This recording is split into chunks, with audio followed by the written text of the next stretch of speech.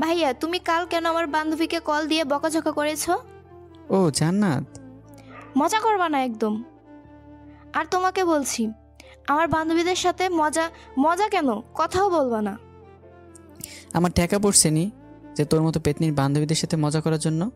তুই যেমন তোর বান্ধবী তেমন, বলেই ছাদে চলে আসলাম। এদিকে মামাতো বোনটা রাগে ফুলছে আর আম্মুর কাছে বিচার দিতে গেছে।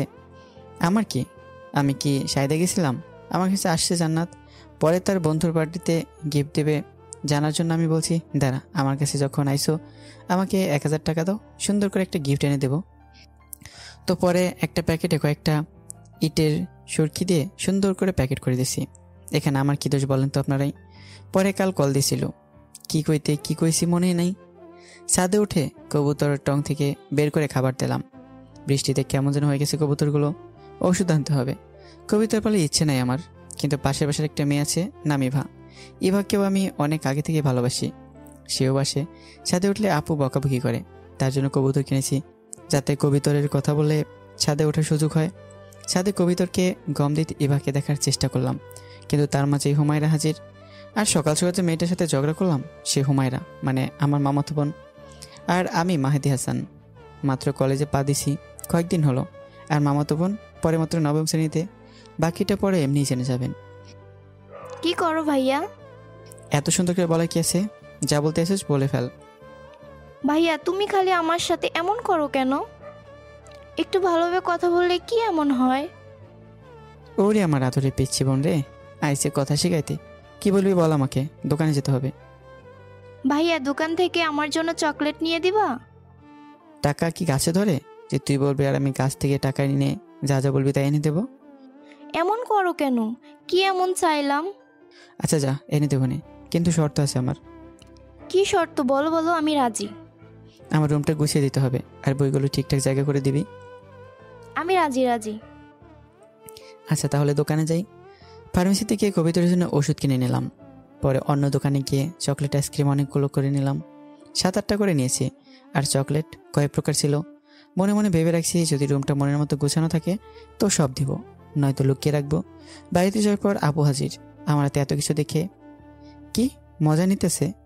কি রে, কি ব্যাপার? আজ হুমায়রা আসছে দেখে কত কিছু আনলি, আর এমনি আমার জন্য কিচ্ছু আনিস না? না মানে আপু, তেমন কিছু না, ও একটু বললো চকলেট খাবে। আরে বুঝি বুঝি, এই বয়সে এত কিছু? আরো দিন গেলে না জানি কি করিস ওর জন্য। কতদিন বলছি আমার জন্য চীনা বাদাম কিনে আনিস, তো কে শুনে কার কথা? আর আসছে শুধু বললো খাবে, বাকিটা আমার সামনেই দেখতেছি। আরে আপু, আচ্ছা তুমি অর্ধেক নাও, বাকিগুলো ওকে দেই। হয়েছে, আমার লাগবে না। এমনি সারাদিন কানলেও কিছু এনে দাস না, আর আজ নিজের টাকা দিয়ে বুঝি তো সব। আরে দূর, আমি গেলাম। এখানে থাকলে এইসব আবল তাবলে যদি এবার কানে যায়, তাহলে আমার স্বাদের ভালোবাসার সব পানির সাথে বাইসা যাবে। এবার খুব ভালোবাসে আমাকে, সে চায় না আমি কারোর সাথে কথা বলি বা আমার সাথে কেউ কথা বলুক। দুইটা আমার জন্য নিষেধ। রুমে গেলাম, দেখলাম রুমটা খুব সুন্দর করে পরিষ্কার করে রেখেছে। রুমে চকলেট বিস্কুট আইসক্রিম রেখে একটু ছাদে গেলাম, ছাদে এবার সাথে একটু কথা বলতে পারি। ছাদে গিয়ে দেখি হুমায়রা কবিতরের সাথে খেলা করছে।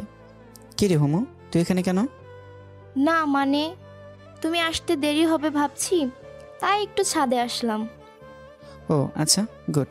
যা এখন যা, আমার রুমে গিয়ে দেখিস তোর জন্য কিছু রাখা আছে, নিয়ে যা। আর একটু থাকি না ভাইয়া, প্লিজ। কেন, এখানে তোর কি কাজ আছে? তোমার পাশে থাকতে খুব ভালো লাগে, খুব ভালোবাসি যে তোমাকে। ভাইয়া, কেন বুঝিস না আমার ভালোবাসা? আস্তে আস্তে কি বলিস? না কিছু না, যাই আমি। হুমু চলে গেল, কিন্তু কপাল ভালো ছিল এখন ইভা ছাদে আসেনি, কারণ আমার পাশে যদি হুমুকে দেখতো তাহলে খুব রাগ করতো। একটু পর ইভা আসলো। কেমন আছো? জি আলহামদুলিল্লাহ, তুমি? জি ভালো। মন খারাপ কি তোমার? আর না, তেমন কিছু না, একটু সমস্যার মধ্যে পড়েছি। আরে বলো কি হয়েছে, আর আমাকে বলবে না তো কাকে বলবা? আসলে আমার কিছু টাকা লাগবে, খুব আর্জেন্ট। কত লাগবে বলো আমাকে। এই ধরো 1-2 হাজার হলেও এখন চলবে। আচ্ছা তুমি একটু দাঁড়াও, আমি আসতেছি। বলে চলে গেলাম নিজের রুমে। কোথাও টাকা খুঁজে পাচ্ছি না, আবার কাছে চাইলাম, বললো এখন টাকা নেই। কি করবো, কিছুই কাজ করছে না মাথায়। কি হয়েছে ভাইয়া, মন খারাপ কি তোমার? না তেমন কিছু না, যা তুই এখান থেকে। আরে বলেই দেখো না একবার, কিছু করতে পারি কি না? আসলে আমার কিছু টাকা লাগবে, কোথাও খুঁজে পাচ্ছি না। আমি যদি টাকাটা দিই, নিবে কি? কি, তুই টাকা দিবি? কেন, আমি কি টাকা দিতে পারি না? পারিস, কিন্তু টাকাটা খুব দরকার। আচ্ছা, কত টাকা লাগবে বলো? আর আমার একটা শর্ত আছে, তা মানলেই দিব। কি শর্ত বল আমাকে। তোমার ফেসবুক অ্যাকাউন্টে আমাকে অ্যাড করতে হবে। 4 মাস ধরে জুড়ে রাখছি হুমুকে, কারণ ইভা চায় না কোনো মেয়ের সাথে কথা বলি, আর সব পাসওয়ার্ড ইভার কাছে। আমি চাই না ইভাকে কষ্ট দিতে। আচ্ছা ঠিক আছে, কথা না বাড়াই, এখন টাকা দে। কত লাগবে? 1000 দিলেই হবে এখন। ওকে, দাঁড়াও, আমি আনছি। কিছুক্ষণ পর কোত্থেকে জানি টাকা নিয়ে এসে আমার হাতে দিল। কিছু না বলে টাকাটি নিয়ে ছাদে চলে যাই। দেখি ইভা দাঁড়িয়ে আছে। সরি, একটু দেরি হয়ে গেল। আরে নাও টাকা। সমস্যা নেই, আর তোমাকে অনেক ধন্যবাদ, অনেক উপকার হলো। এই বলে ইভা চলে গেল। আমি কিছু বললাম না। ইভা পাশের বাসায় ভাড়া থাকে, 2 বছর তার পরিবারের সাথেই থাকে। আমাদের 1.5 বছরের রিলেশন। এর মাঝে 40 থেকে 50,000 টাকা ইভাকে দিয়েছি। যখন যা বলেছে না করিনি, কারণ পাগলের মতো ভালোবাসি যে। জিজ্ঞেস করিনি কেন এত টাকা লাগে তার। কবিতাকে ওষুধ খাওয়াইতেছি, কেমন জানি হয়ে গেছে। সব কাজ করে বিকেলে বসে ফেসবুকিং করছি। কি করিস? তেমন কিছু না আপু। কেন, কিছু বলবা কি? হোমু বাড়িতে যাবে, তাকে বাড়িতে দিয়ে আয়। এখন? আজ বলে থেকে যেতে, কাল দিয়ে আসবো। আমি বলছি কিন্তু শুনতেছে না, তুই বলে দেখ কি বলে। ওকে, তাহলে বলো, আমি ডাকছি। ভাইয়া ডাকছো? তুই আজ আমাদের এখানে থাকবি, কাল বা পরশু দিয়ে আসবো। তুমি যা বলবা। পরে চলে গেল হুমু। সন্ধ্যায় আপু আর হুমু দুইজনে বায়না ধরছে ফুচকা খেতে যাবে। আমিও না করিনি, না করলে আপু খবর তুলে ফেলবে। চলে গেলাম 3 জন মিলে। ফুচকালাকে বললাম 3 প্লেট দিতে। নদীর তীরে দোকান, খুব সুন্দর পরিবেশ। এবার মধ্যে একটা মেয়ে একটা ছেলে হাত ধরে রাস্তার পাড়ে দিয়ে হেঁটে যাচ্ছে। হালকা অন্ধকার, তেমন বোঝাও যাচ্ছে না, কিন্তু আমি অবাক, এখানে ইভা কেন? এখন আপুর পাশে থেকে গেলেও সমস্যা, কি করি? কি হলো ভাইয়া? ফুচকা খাওয়ালে টাকা দেওয়া লাগবে, তাই খাওয়াচ্ছ না? কি, কই খাচ্ছি তো। আরে খাও খাও, টাকা আমি দিমুনি, এত চিন্তা করো না। বেশি কথা বলবি না, যা পরুষ খা, টাকা আমি দিব, তুই খা। ভেবে বলে দেখো, কিন্তু ফুচকা কিন্তু ফেভারিট। তোর আর আপুর সাথে বাজি, যত পারিস খা, টাকা আমি দেবো। ওকে আপু, খাওয়া শুরু করো তো। আচ্ছা, তোমরা খেতে থাকো, আমি একটু আসতেছি বলেই চলে আসলাম সেখান থেকে। রাস্তার সব দিকে খুঁজলাম, না ইভা নাকি অন্য কেউ, খুঁজে পাচ্ছি না। 10 থেকে 15 মিনিট ধরে খোঁজার পর আপু হুইমোর কাছে আসলাম। দেখি তারা এখনো বসে খাচ্ছে। আমি ফেসবুকে ঢুকে ইভাকে মেসেজ করলাম, জিজ্ঞেস করলাম সে কোথায়। বললো বাড়িতে। মাহাদি, খাওয়া শেষ, টাকা দে। তুমি যাও, আমি টাকা দিয়ে আসতেছি। মামা, কত টাকা হয়েছে? বেশি না, 1250 টাকা হয়েছে। কি, 1250 টাকা? মানে মজা করছেন নাকি? আরে কি যে বলো না, মজা করব কেন? তাহলে 1250 টাকা বলেন কেন? সেটা ওই যে পিচ্ছি একটা মেয়েকে দেখছেন না, তাকে জিজ্ঞাসা করেন। হুমুকে দেখিয়ে দিয়ে, এটা কি হলো? এত টাকা কেমনে হলো? টাকা দিয়ে বাড়িতে আসো, বুঝিয়ে দিব। আমার কাছে তো 600 টাকা আছে, বাকি টাকা কই পাবো? আমি জি জানি বলার সময় মনে ছিল না যে এত টাকা হতে পারে। আমি কি জানতাম নাকি যে রাক্ষসের মতো খাবি? আচ্ছা, টাকা দিতে পারি যদি একটা কাজ করে দাও। কি কাজ বল? আমার সাথে ছাদে বসে চাঁদ দেখতে হবে। আমি পারবো না। তাহলে আর কি, মার খাও বসে বসে। গেলাম আমরা। এই দাঁড়া যাস না, রাতে ইভার সাথে কথা বলতে হবে। কি করে হুমুর সাথে চাঁদ দেখবো, আর বাড়ির সবাই কি বলবে জানলে? গেলাম কিন্তু। আচ্ছা, আমি রাজি। টাকাটা দিয়ে চলে আসলাম বাড়িতে। বাড়িতে এসে দেখি রাস্তার মধ্যে যে মেয়েটাকে দেখেছিলাম, মানে ইভার মতো, সেম তার কালারের মতো একটা মেয়ে ইভাদের বাসায় ঢুকছে। মাথা কাজ করছে না, ইভা বাড়িতে থাকলে এই মেয়েকে। কি রে, রুমে ঢুকবি না? যে আসতেছি। ছাদে এসে পড়লাম, এসে আরেকটা টাস্কি খেলাম। সেখানে ইভা দাঁড়িয়ে আছে, আর বুঝতে পারলাম না এই সময় ইভা কেন এখানে। ইভা, তুমি এই সময় এখানে কেন? আমাদের বাসার ছাদ আর ইভাদের বাসার ছাদ একসাথে, তাই যে কোনো সময় ইচ্ছে করলেই ছাদে টপকাতে পারবো।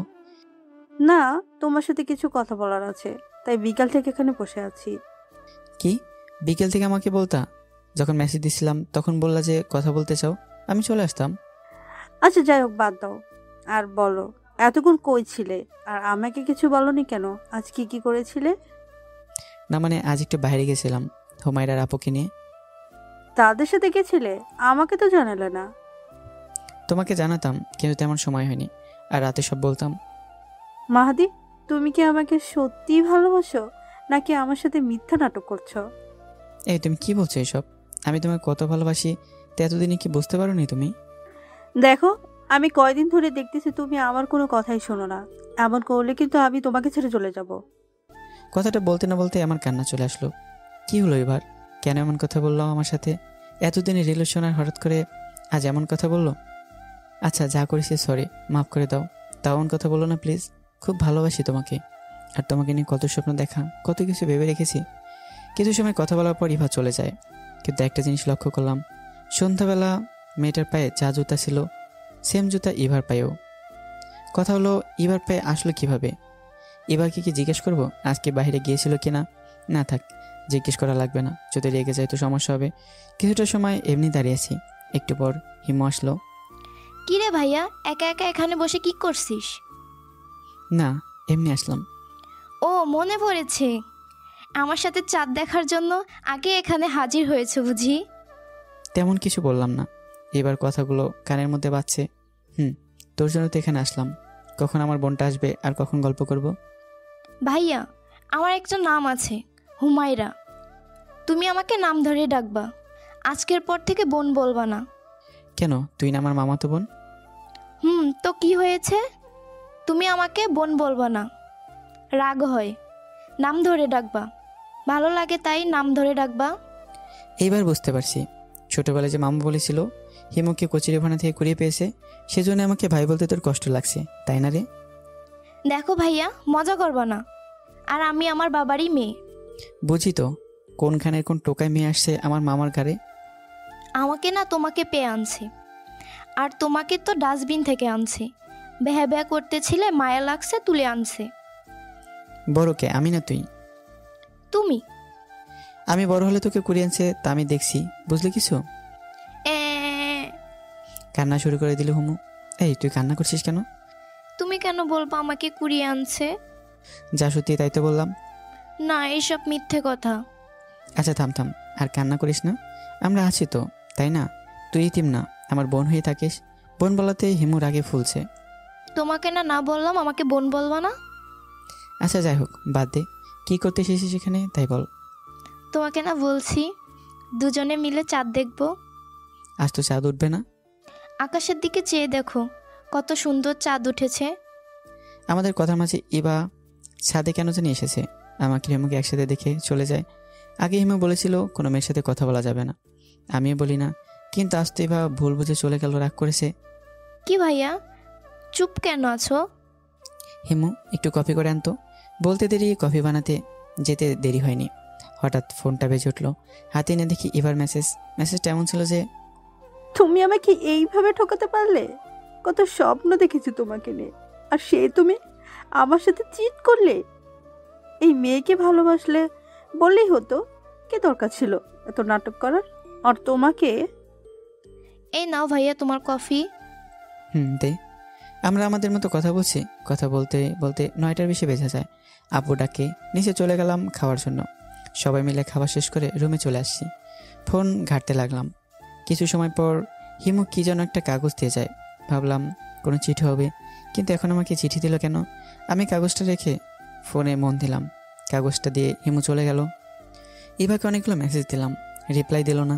তাও এবার মেসেজের অপেক্ষা করতে রইলাম, কারণ আমি জানি যাই হোক না কেন, যতই রাগ করুক না কেন, আমার সাথে কথা না বলে থাকতে পারবে না। 10টা 20 বেজে গেল, কিন্তু এবার কোনো সাড়া নেই। খুব খারাপ লাগছে এবার জন্য। এমন কোনো দিন হয়নি যে কথা না বলে থাকছি, সবসময় কথা হতো। আর আজ কেন এমন করছে? কিরে মাহাদি, এখনো ঘুমাসনি কেন? কি করিস এখন? না এমনি, ঘুম আসছে না, একটু পর ঘুমাবো ভাবছি। আচ্ছা চল ছাদে, আমি তুই হোমে একটু গল্প করি গিয়ে। আচ্ছা তোমরা যাও, আমি একটু পর আসতেছি। হিমুর দেওয়া কাগজটা পড়া হয়নি, যেভাবে রেখেছি সেভাবে আছে। কিছুক্ষণ পর ছাদে চলে গেলাম। গিয়ে দেখি আপু হিমু কথা বলছে, আমিও তাদের মাঝে যোগ দিলাম। কি করছো তোমরা? এই তো তোর জন্য অপেক্ষা করতেছিলাম, তা তো দেরি করলি কেন? না এমনি, একটু লেট হয়ে গেল। তা কি নিয়ে কথা বলছিলে? এই যে হুমায়ুনের পছন্দ করা মানুষকে নিয়ে কথা বলছিলাম। কি বলছো? এই বয়সে প্রেমও করে? হ্যাঁ আল্লাহ, আমি কি করলাম? সারা জীবন খাইলাম আর ঘুমাইলাম। দেখো ভাইয়া, মজা করবা না। মজা কই করলাম? আমাকে দেখ, একটা প্রেম করতে পারলাম না জীবনে, এবার কথাটা লোকালাম। আশেপাশে চেয়ে দেখো, তোমাকে একজন না একজন ঠিক ভালোবাসে। না রে আমার বোন, আমার এত প্যারা লাগবে না। খেতে গেলে কি করো, বসতে গেলে কি করো, কি এমনকি গোসল করতে গেলেও কি করো, এই প্রশ্ন আর প্রশ্ন, যেন জীবের কাছে পরীক্ষা দিতে হয়। মাহিদি, থাম থাম, আর হাসতে পারবো না। আরে আপু, হাসাই বললাম। আর শোনো, ওই দিন দেখলাম কলেজের এক ছাত্রকে 6 জন মেয়ের কাছে কত যে প্রশ্নের উত্তর দিচ্ছে আল্লাহ জানে। আল্লাহ আমাকে বাঁচাইছে, প্রেম করি না।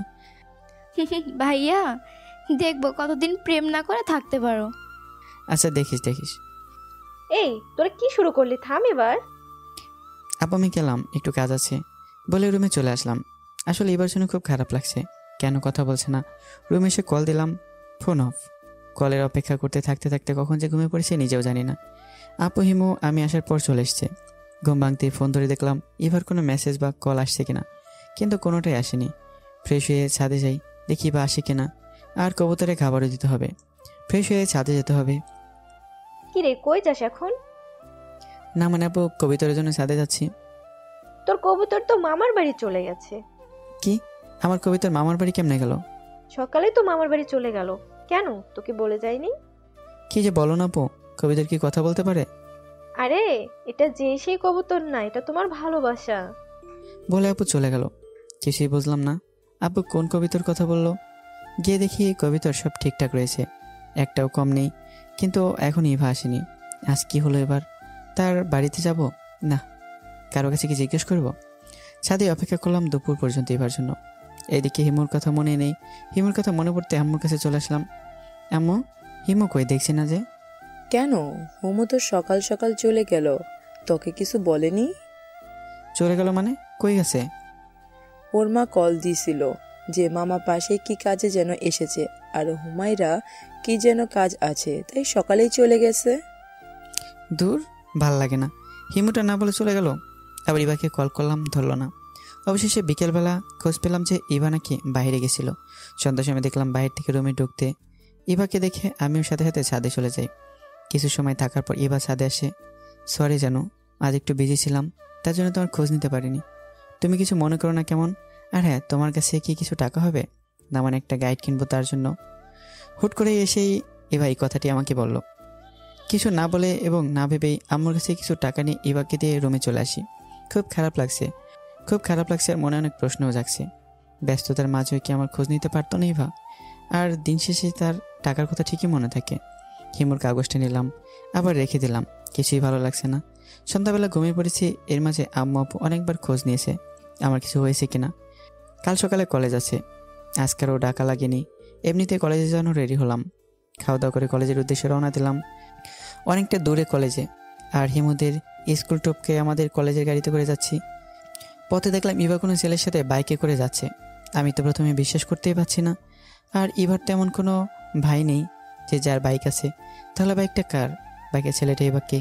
এসব ভাবতে ভাবতে বাইকটা চলে গেল। ভালো করে দেখতে পারলাম না ছেলেটাকে। সব চিন্তা মাথার মধ্যে এসে পড়ল। হুট করে এমনি চোখ দিয়ে পানি ঝরছে। যতটা পারলাম নিজেকে সামলালাম। এটা সত্যি, যাকে যে বেশি ভালোবাসবে তার কাছে অন্য একটা ছায়া আসলেও কষ্ট হয়। যদি সে আমার না হয়, তার হয়ে যায়। ইভাকে তো নিজের থেকে বেশি ভালোবাসি, তাহলে কেন এমন করছে? না, কি আমি নাকি আমি যা ভাবছি সব ভুল? কলেজের সামনে চলে আসলাম। ভাড়াটা দিয়ে কলেজের মধ্যে গেলাম। গিয়ে দেখি কয়েকজন নতুন ছাত্রী আমাদের কলেজে আসছে। কলেজে সবাইকে চিনি, তাই বলতে পারলে তারা নতুন। সুন্দর মতো ক্লাসে ঢুকতে যাব, কারোর সাথে ধাক্কা খেলাম। সে দেখে এক ছেলের সাথে ধাক্কা খেয়েছি। সরি ভাই, দেখতে পারিনি। ছেলেটা বলল, আরে, দেখতে পারিস নাই মানে কি? চোখ কই থাকে তোর? ভাই ভুল হয়ে গেছে, আর সত্যি আমি দেখিনি। ইচ্ছা করে ধাক্কা দিয়ে আবার বলতাছিস দেখিস নাই, শালা। ভাই আমি তো বলতেছি সরি, ভুল হয়ে গেছে, তাহলে বকছেন কেন? শালার পুঁতে তোরে যে এখনো মাটির নিচে রেখে দেই নাই, এটাই তোর সাত কপালের ভাগ্য। মনটা খারাপ ছিল, তাই কিছু করতে মন চাইতেছে না।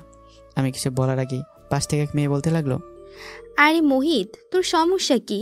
ছেলেটা না দেখে ধাক্কা দিছে, তারপরেও তোর কাছে সরি বলছে, ক্ষমা চাইছে, তাহলে এই এমন সিন ক্রিয়েট করছিস কেন? আর তোর চোখ কোথায় ছিল? তুই দেখে শুনে চলতে পারিস না? আরে মিম, তুই যেভাবে বলতাছিস যেন আমি না, এই ছেলেটাই তোর ফ্রেন্ড।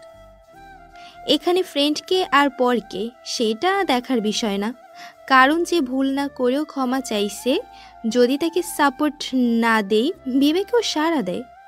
আচ্ছা ভাই, সরি, কিছু মনে করবেন না। আসলে মোহিত একটু রাগী টাইপের তো, তাই। পরে আমার ক্লাসে চলে আসলাম। মেয়েটার কথাগুলো ভালোই লাগলো। নাম মিম, নামটার সাথে আচার আচরণ চেহারা সবই মাশাআল্লাহ। মিম, আজ শুধু তোর জন্য ছেলেটাকে ছেড়ে দিলাম, নয়তো ওর হাল যে কি করতাম। আমার মুখের উপর কথা বলার স্বাদ বুঝিয়ে দিতাম। হয়েছে হয়েছে, এখন ক্লাসে চল, স্যার চলে আসবে। অতবার আমরা ক্লাস করছি, তাহলে মিম, মোহিত আর তার ফ্রেন্ডরাই নতুন, আর তারা সবাই আমার ক্লাসমেট। আমি সবসময় একাই বসি। এবার বলেছিল একা থাকতে, একা বসতে, তার জন্য লাস্ট বেঞ্চে খালি থাকতো, সেখানে বসতাম। এই নিয়ে স্যার অনেক কথাই বলেছে, কিন্তু আজ দেখলাম আমার সামনের সিটে মিম, মোহিত তারা বসেছে। তারা তাদের মতো, আমি আমার মতো করে আছি। মাহাদি? জি স্যার। না, তুমি বসো এখন। Okay sir. আচ্ছা, তোমাদের সবাইকে একটা প্রশ্ন করি। অনেকদিন পর কলেজে আসলা, আবার কয়েকজন নতুন। সাধারণ জ্ঞান থেকে প্রশ্নটা হবে, দেখি কে পারে। আর প্রশ্নটা খুব সাধারণ, দেখি কে পারে। জি স্যার, বলেন। আচ্ছা বলো তো, কোন গাছের পাতা নেই? সবাই চুপ। এই সাধারণ প্রশ্ন কেউ পারছে না, সবাই একজন আরেকজনের মুখে চেয়ে আছে। পিছন থেকে স্যার, আমি পারি। জি মাহাদি, আমি জানতাম কেউ না পারলেও তুমি পারবে। উত্তরটা সবাইকে জানিয়ে দাও। জি স্যার, ফণি মনসা। গুড, বসো। মিম ভাবছে পেছন থাকা ছেলেটি পারলে আর আমরা পারলাম না। ক্লাস শেষ হলো, একটু বিরতিতে আমি বাইরে গেলাম। আমাদের আড্ডা দেওয়ার জন্য, খেলার জন্য সব কিছুই জায়গা আছে। আমি চলে গেলাম কলেজের পিছনে যে পুকুর আছে সেখানে। আমাকে দেখে মিমও সেখানে আসলো। হাই, আমি মিম। আসসালামু আলাইকুম, আমি মাহিদি হাসান নাদিম। ওয়ালাইকুম আসসালাম। ও, খুব সুন্দর নাম তো তোমার। ধন্যবাদ। সরি, সেম ক্লাস তো, তাই তুমি করে বলে ফেলেছি। জি সমস্যা নাই, বলতে পারেন তুমি। আচ্ছা, আমরা তো সেম ক্লাস, তো আমরা ফ্রেন্ড হতে পারি না? আমার কারোর সাথে ফ্রেন্ড হওয়া বা কথা বলা নিষেধ আছে। ও, তাই বুঝি। জি। আচ্ছা ঠিক আছে, লাগবে না ফ্রেন্ড, এমনি একটু সময় করে কথা বলো, তাহলেই হবে। আর সকালে মোহিত যা করেছে তার জন্য সরি। ঠিক আছে। শুধু কি বলবে? না, তাহলে চলেন কাজী অফিস, বাকিটা কাজী কে বলবো। আমার এমন কথা শুনে মিম হেসে দেয় আর বলে, তুমি তো খুব মজার মানুষ। কি জানি, জানতাম না তো। তুমি আসলে একটা অদ্ভুত মানুষ। আচ্ছা, কথা না বাড়াই, আর বাকি ক্লাস শেষ করি। চলেন। পরে আমরা ক্লাস শেষ করলাম। আমি আমার মতো, মিম তার মতো করে চলে গেল। গাড়িতে আছি, আমার সেম অবস্থা। এখনও দেখলাম ইভা আগের ছেলেটির সাথে বাইকে করে যাচ্ছে। আমি কিছু বুঝতেছি না। সুন্দর মতো করে বাড়িতে চলে আসলাম। ইভাকে সব জিজ্ঞেস করতে হবে, কে ছেলেটা। আমি ইভার অপেক্ষাতে আছি। 2 ঘন্টা হয়ে গেল, এখন ইভা আসছে না। স্কুল ছুটি হয়েছে আরও 1 ঘন্টা আগে। তাহলে কি করছে এখন স্কুলে? দেন 2.5 ঘন্টা পর আসলো ইভা। আমি ছাদে অপেক্ষা করছিলাম। রুমে ঢুকতে আমি দেখেছি, কিন্তু আমাকে দেখেনি ইভা। 30 মিনিট পর ছাদে আসলো। আসার পর, সরি জানু, একটু লেট হয়ে গেল। এতক্ষণ কি করলে যে লেট হলো? আরে আর বলো না, স্কুল থেকে আসার পর একটু শুয়েছিলাম, পরে ঘুমিয়ে পড়েছি। তোমার কথা মনে পড়তেই চলে আসলাম। তো তুমি কখন থেকে এখানে আছো? আমি ভাবছি একটু আগে স্কুল থেকে আসার পর কিভাবে সে ঘুমাতে পারে। আমার কাছে মিথ্যা কেন বলছে? আমাকে জানতে হবে। আর ছেলেটাও বা কে ছিল সব খোঁজ নিতে হবে। আমি মিথ্যা বললাম যে আমি এইমাত্র আসলাম। মিথ্যা বলার কারণ হলো ইভাকে যে আগে দেখেছি তা যেন সে না বোঝে। ও, তুমি এখন আসলে? তা খেয়েছো? খাওয়া দাওয়া সব শেষ আমার। তুমি খেয়েছো? আমিও খেয়েছি, ঘুমিয়ে তারপর আসলাম। ও, তাহলে তো ভালোই হলো। জানো, শোনো, তোমাকে একটা কথা বলে, রাগ করবে না তো? তোমার কোনো কথা রাগ করেছি কি? তা করনি, কিন্তু তাও আজ যদি করো। কি বলবা বলো। আসলে আমার এক ফ্রেন্ডের বার্থডে, তুমি কি একটা গিফট এনে দিতে পারবা? ও, এই ব্যাপার। আসলে বলতাম না তোমাকে, কিন্তু আমার হাতে না সময় নেই, অনেক পড়া আছে আমার তার জন্য।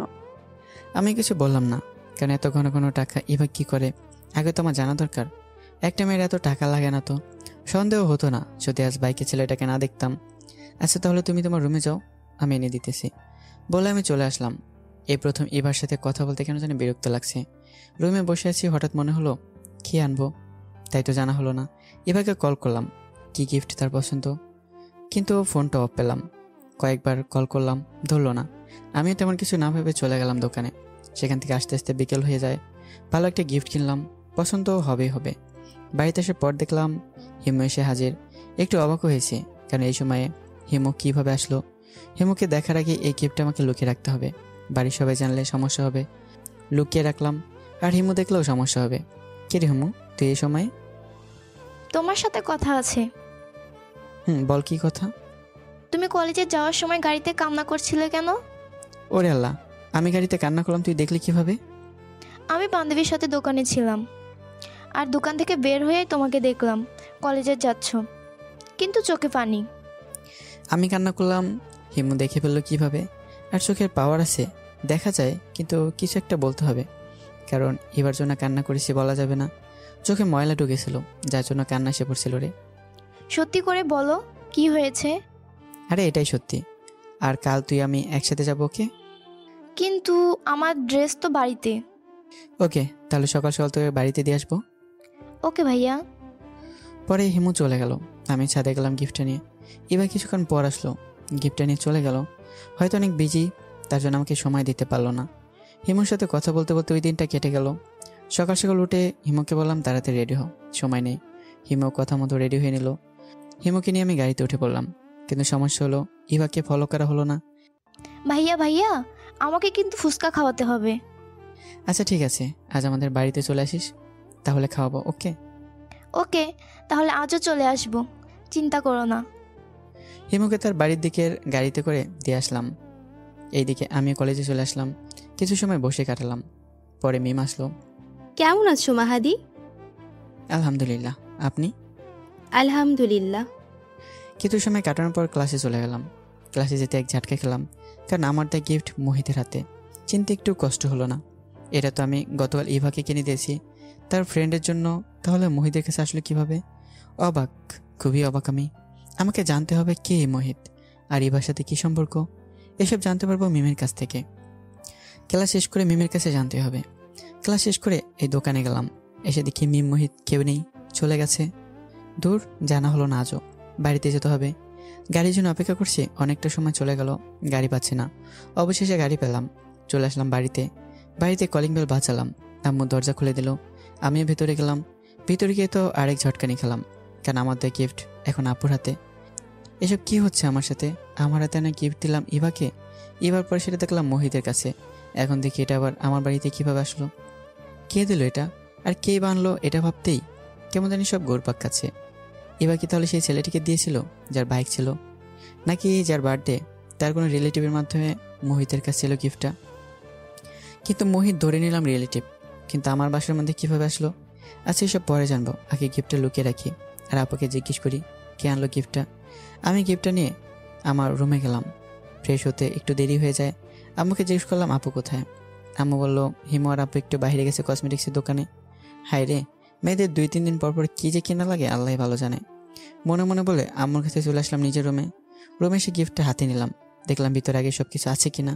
দেখলাম সব কিছুই ঠিকঠাক আছে। তার মাঝে এবার মিসড কল। এখন যেন তাড়াতাড়ি ছাদে তার সাথে দেখা করি। আমিও ছাদে চলে গেলাম, দেখি এবার দাঁড়িয়েছে। কি হলো, এত দেরি করলে কেন? একটু কাজ করছিলাম তার জন্য। কি বলবো বলো? চলো না আজ আমরা একটু বাইরে ঘুরতে যাই। একটু পর আমার কাজ আছে, সরি যেতে পারবো না। তুমি আমার কোনো কাজই লাইক করো না, সব কাজই না করো। আগের মাহাদি আর এখনকার মাহাদি পুরাই চেঞ্জ। তুমি আমাকে ভালোই বাসো না, বুঝে গেছি। এইভাবে বলছো কেন? আর তোমার কোন কথাটা শুনিনি বলো তো? সব কথাই শুনেছি। আমার একটু কাজ আছে, তার জন্য যেতে পারছি না। বুঝেছি বুঝেছি, এখন তো পুরান হয়ে গেছি। আর তোমার নতুন নতুন বন্ধু এসেছে, আবার হুমায়রা আছে, তাই তো এখন কথা শোনো না আমার। আরে আমি তোমাকে নিজের থেকেও বেশি ভালোবাসি, আর হিমুকে তো আমি পাত্তাই দেয় না তোমাকে ভালোবাসি দেখে। ও, আমাকে ভালোবাসো দেখে পাত্তা দাও না, আর আমি না থাকলে বুঝে দিতে। আরে ঝগড়া করছো কেন বলো তো? বুঝেছি, আর কিছু বলা লাগবে না। এখন তো আমার কথা তিতা তিতাই লাগবে। যেদিন থাকবো না তখন বুঝবো আমার কথা কেমন ছিল। এই বা, তুমি থাকবে না মানে কি? তোমার কিছু হলে সত্যি আমি বেঁচে থাকতে মরার মতো হয়ে থাকবো। আচ্ছা শোনো, আমাকে যেতে হবে, মা হয়তো আমাকে খুঁজতেছে। বলে ইভা চলে গেল।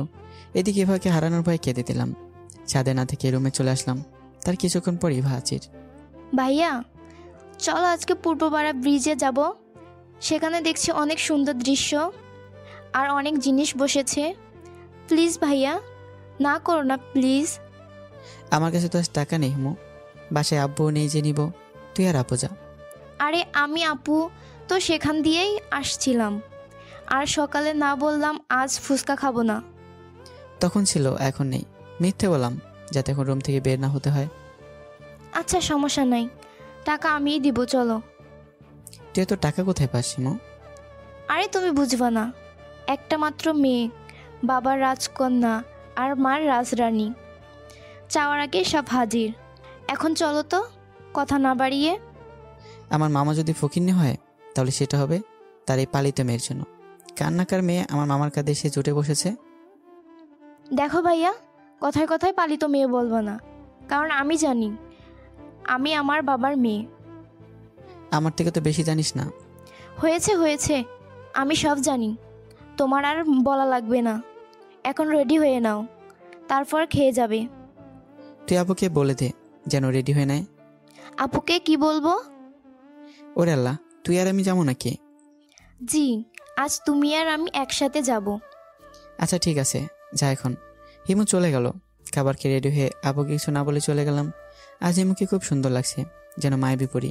কি পরে সেটা পরেই বলেই চলে গেলাম ব্রিজে। আমি তো অবাক যে এত মানুষ এখানে কি করে। হুমুকে জিজ্ঞেস করলাম, কিরে এখানে এত মানুষ কি করতে আসে? কেন তুমি জানো না বুঝি এখানে যে মানুষ কি করতে আসে? জানলে কে তোরে কইতাম নাকি? হয়েছে হয়েছে, কচি খোকা, জেনেও না না জানার ভান ধরছে। তোর প্রশ্ন করাটাই আমার ভুল হয়েছে। থাক, বলা লাগবে না কিছু। আরে এখানে মানুষ তার প্রিয় মানুষকে নিয়ে আসে, যাতে একটু মন খুলে প্রিয় মানুষের হাতটি ধরে হাঁটতে পারে, বুঝলে? তাহলে তুই কার সাথে আসলি? আর তোর প্রিয় মানুষ কোথায় যার হাত ধরবি? তুমি তো আমার সেই মানুষ যার হাতটা ধরে থাকতে চাই সারা জীবন। তুমি তো আমার সেই মানুষ যার হাতটা ধরে অজানা এক পথে চলতে চাই। আর তুমি তো আমার সেই মানুষ যাকে পেলে মরে যেতে 1 সেকেন্ড সময়ও লাগবে না। কথাগুলো সব বিড়বিড় করে বলো। কিরে বিড়বিড় করে কি বলতেছিস? না কিছু না, চলো সামনে একটা ফুচকার দোকান আছে, সেখানেই যাই। আচ্ছা চলো যাই। আমরা একসাথে হাঁটাহাঁটি করছি, সামনে এক ফুচকার দোকান দেখতে পারছি, কিন্তু মনে বারবার কেন জানি অজানা অনুভূতি হচ্ছে, যেন সামনে কিছু হতেই যাচ্ছে। বারবার মন বলছে সামনে যাস না, সামনে যাস না। হিমুকে বললাম, হিমু শোন। জি বলো ভাইয়া। একটু বার দোকানে যাই, আর এখন চল পাশে একটু দাঁড়িয়ে পরিবেশটা অনুভব করি। আমার কথা শুনে হিমু ভীষণ খুশি হয়, আর হিমু এটাই চাইতেছে যে একসাথে দাঁড়িয়ে দুইজনের মনের কথা সব প্রকাশ করা। আচ্ছা ভাইয়া চলো। দাঁড়িয়ে আছি কেন জানি তাও খারাপ লাগছে। হিমু কথা বলছে, আমি শুনে যাচ্ছি আর বলছি। বাতাসে হিমুর চুলগুলো খুব সুন্দর লাগছে, এমনভাবে বিভাগকেও দেখিনি আজ যতটা না হিমুকে দেখছি। বাতাসে বারবার মুখে চুল আসতেছে, আর একটু পর পর হিমু চুল সরাচ্ছে। মন চাইতেছে আমি হাত দিয়ে বারবার চুলগুলো সরিয়ে দিই। আচ্ছা হিমু চল দোকানে যাই এখন। আচ্ছা চলো তাহলে। আমার প্রতিটা কথাই আমি বলার সাথে সাথেই যাই বলি হ্যাঁ বলে দেয়। দোকানের উদ্দেশ্যে হাঁটা ধরেছি। এক পা দুপা কেমন জানি অস্থির লাগছে, ভেতরটা কেঁপে উঠছে, আল্লাহ জানি কি হতে চলেছে। অবশেষে চলে আসলাম দোকানে। দোকানে আসতে এক লাফ দিয়ে উঠলাম। আমার সামনে মোহিত আর ইভা। আমি তো অবাক, সেখানে ইভা অবাক। ইভা আমার সাথে মোহিত হিমুকে দেখে অনেক অবাক, আর হিমু মোহিতকে দেখে অবাক। আমরা চারজনকে দেখে অবাক। আমি না হয় ইভাকে দেখে, ইভা না হয় আমাকে দেখে অবাক, কিন্তু মোহিত হিমু অবাক কেন? অবাক হয়ে ইভা বলল, তুমি এইখানে? মাহাদি, কি করছো? আমি আর ভাইয়া আসছি ফুচকা খেতে। তা মোহিত সাহেব আপনি? হিমু কথা শেষ না হতে মোহিত টানতে টানতে ইভাকে নিয়ে চলে গেল। বুঝতে পারলাম হিমুর পুরো কথা যাতে না শুনতে হয় বা ইভা যাতে না শুনতে পারে তার জন্য চলে যাচ্ছে। আর এদিকে আমি হাবার মতো সব দেখতেছি। মোহিতকে তাহলে ইভার বয়ফ্রেন্ড নাকি ফ্রেন্ড? ওই দিনও তো আমার গিফট মোহিতের কাছে দেখেছি, আর মোহিত হিমুকে দেখে মুখটা কেমন যেন কালচে হয়ে গেছে। আমার সাথে শুধু প্রশ্ন আসতেছে, কিন্তু এই প্রশ্নের উত্তর পাচ্ছে না একটাও। সব প্রশ্নের উত্তর ইভার কাছে বা মিমের কাছে পাবো। এখন হিমুর কাছে কিছু বলা যাবে না, কারণ যদি হিমু জেনে যায় ইভা আমার জিএফ, তাহলে বাড়িতে বলে দিলে সমস্যা হবে। তাড়াতাড়ি ইভার কাছে যেতে হবে, আর এইসব প্রশ্নের উত্তর আমার লাগবেই। আমি যে কোনো মূল্যে ইভাকে চাই। এতদিনের রিলেশন আমি কিভাবে ভুলে যাব?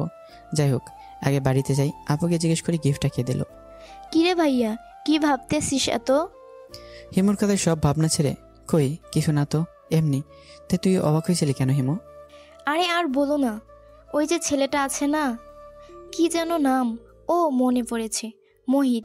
ওই মোহিতকে দেখে অবাক হয়েছি, তার সাথে মেয়ে দেখে। তুমি ওই সব বুঝবা না ভাইয়া, এখন চলো তো, ফুচকা ঠান্ডা হয়ে যাচ্ছে তো। তোর জন্য কি ফুচকা বানিয়ে রেখেছে যে ঠান্ডা হয়ে যাচ্ছে? কি যে বলো না ভাইয়া। হয়েছে, এখন চল তো, মামা আমাদের 2 প্লেট ফুচকা দেন তো। কার সাথে আসলাম রে বাবা, কি কিপটে লোক, মাত্র 2 প্লেট অর্ডার করলো। টাকা নেই, 1 প্লেট খেলে খাবি, না হলে নিজের টাকায় খাবি। এ আমার খালার টাকা নিয়ে বাহাদুরি করো, আর আমাকে খাওয়ালে কিপটামি শুরু করে দাও। দাঁড়াও, আজ খালাকে বলে দিব সব। কি মুশকিল রে বাবা, এটা মেয়ে নাকি জল্লাদ? এই তুমি আমাকে জল্লাদ বললা কেন? আমার ঠেকা পড়েনি যে তোকে জল্লাদ বলে আমার মুখটা নষ্ট করব। দেখো ভাইয়া, সব সময় আমাকে রাগিয়ে দিবা না, বলে দিলাম। আমাদের কথার মাঝে ফুচকাওয়ালা হাজির, নে এবার খা। হিমু ফুচকা খাচ্ছে, কি সুন্দর লাগছে।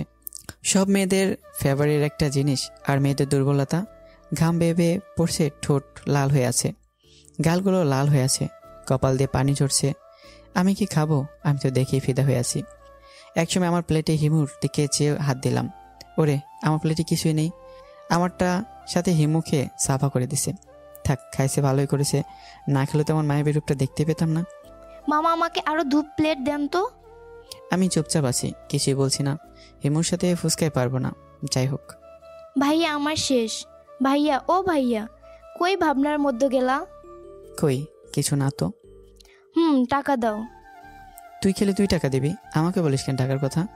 তুমি কি কোনোদিন দেখেছো যে একসাথে মেয়ে ছেলে ঘুরতে আসলে মেয়ে টাকা দেয়? আমার কি ডজন ডজন জিএফ আছে যে জানবো? বা আমি কি ছেলে মেয়েদের আসার অপেক্ষায় থাকি কে টাকা দেয়? হইছে, কয় টাকা দিবা তার জন্য কথা চাবানোর কোনো দরকার নাই। তো তুই দে। আচ্ছা দিতেছি, মনে থাকলে আর তোমার সাথে ঘুরতে আসবো না। হিমু রাগ দেখে টাকা আমি দিলাম। অবশ্য টাকা আমি দিতাম, কারণ এবার টাকার থেকে এটা কিছুই না।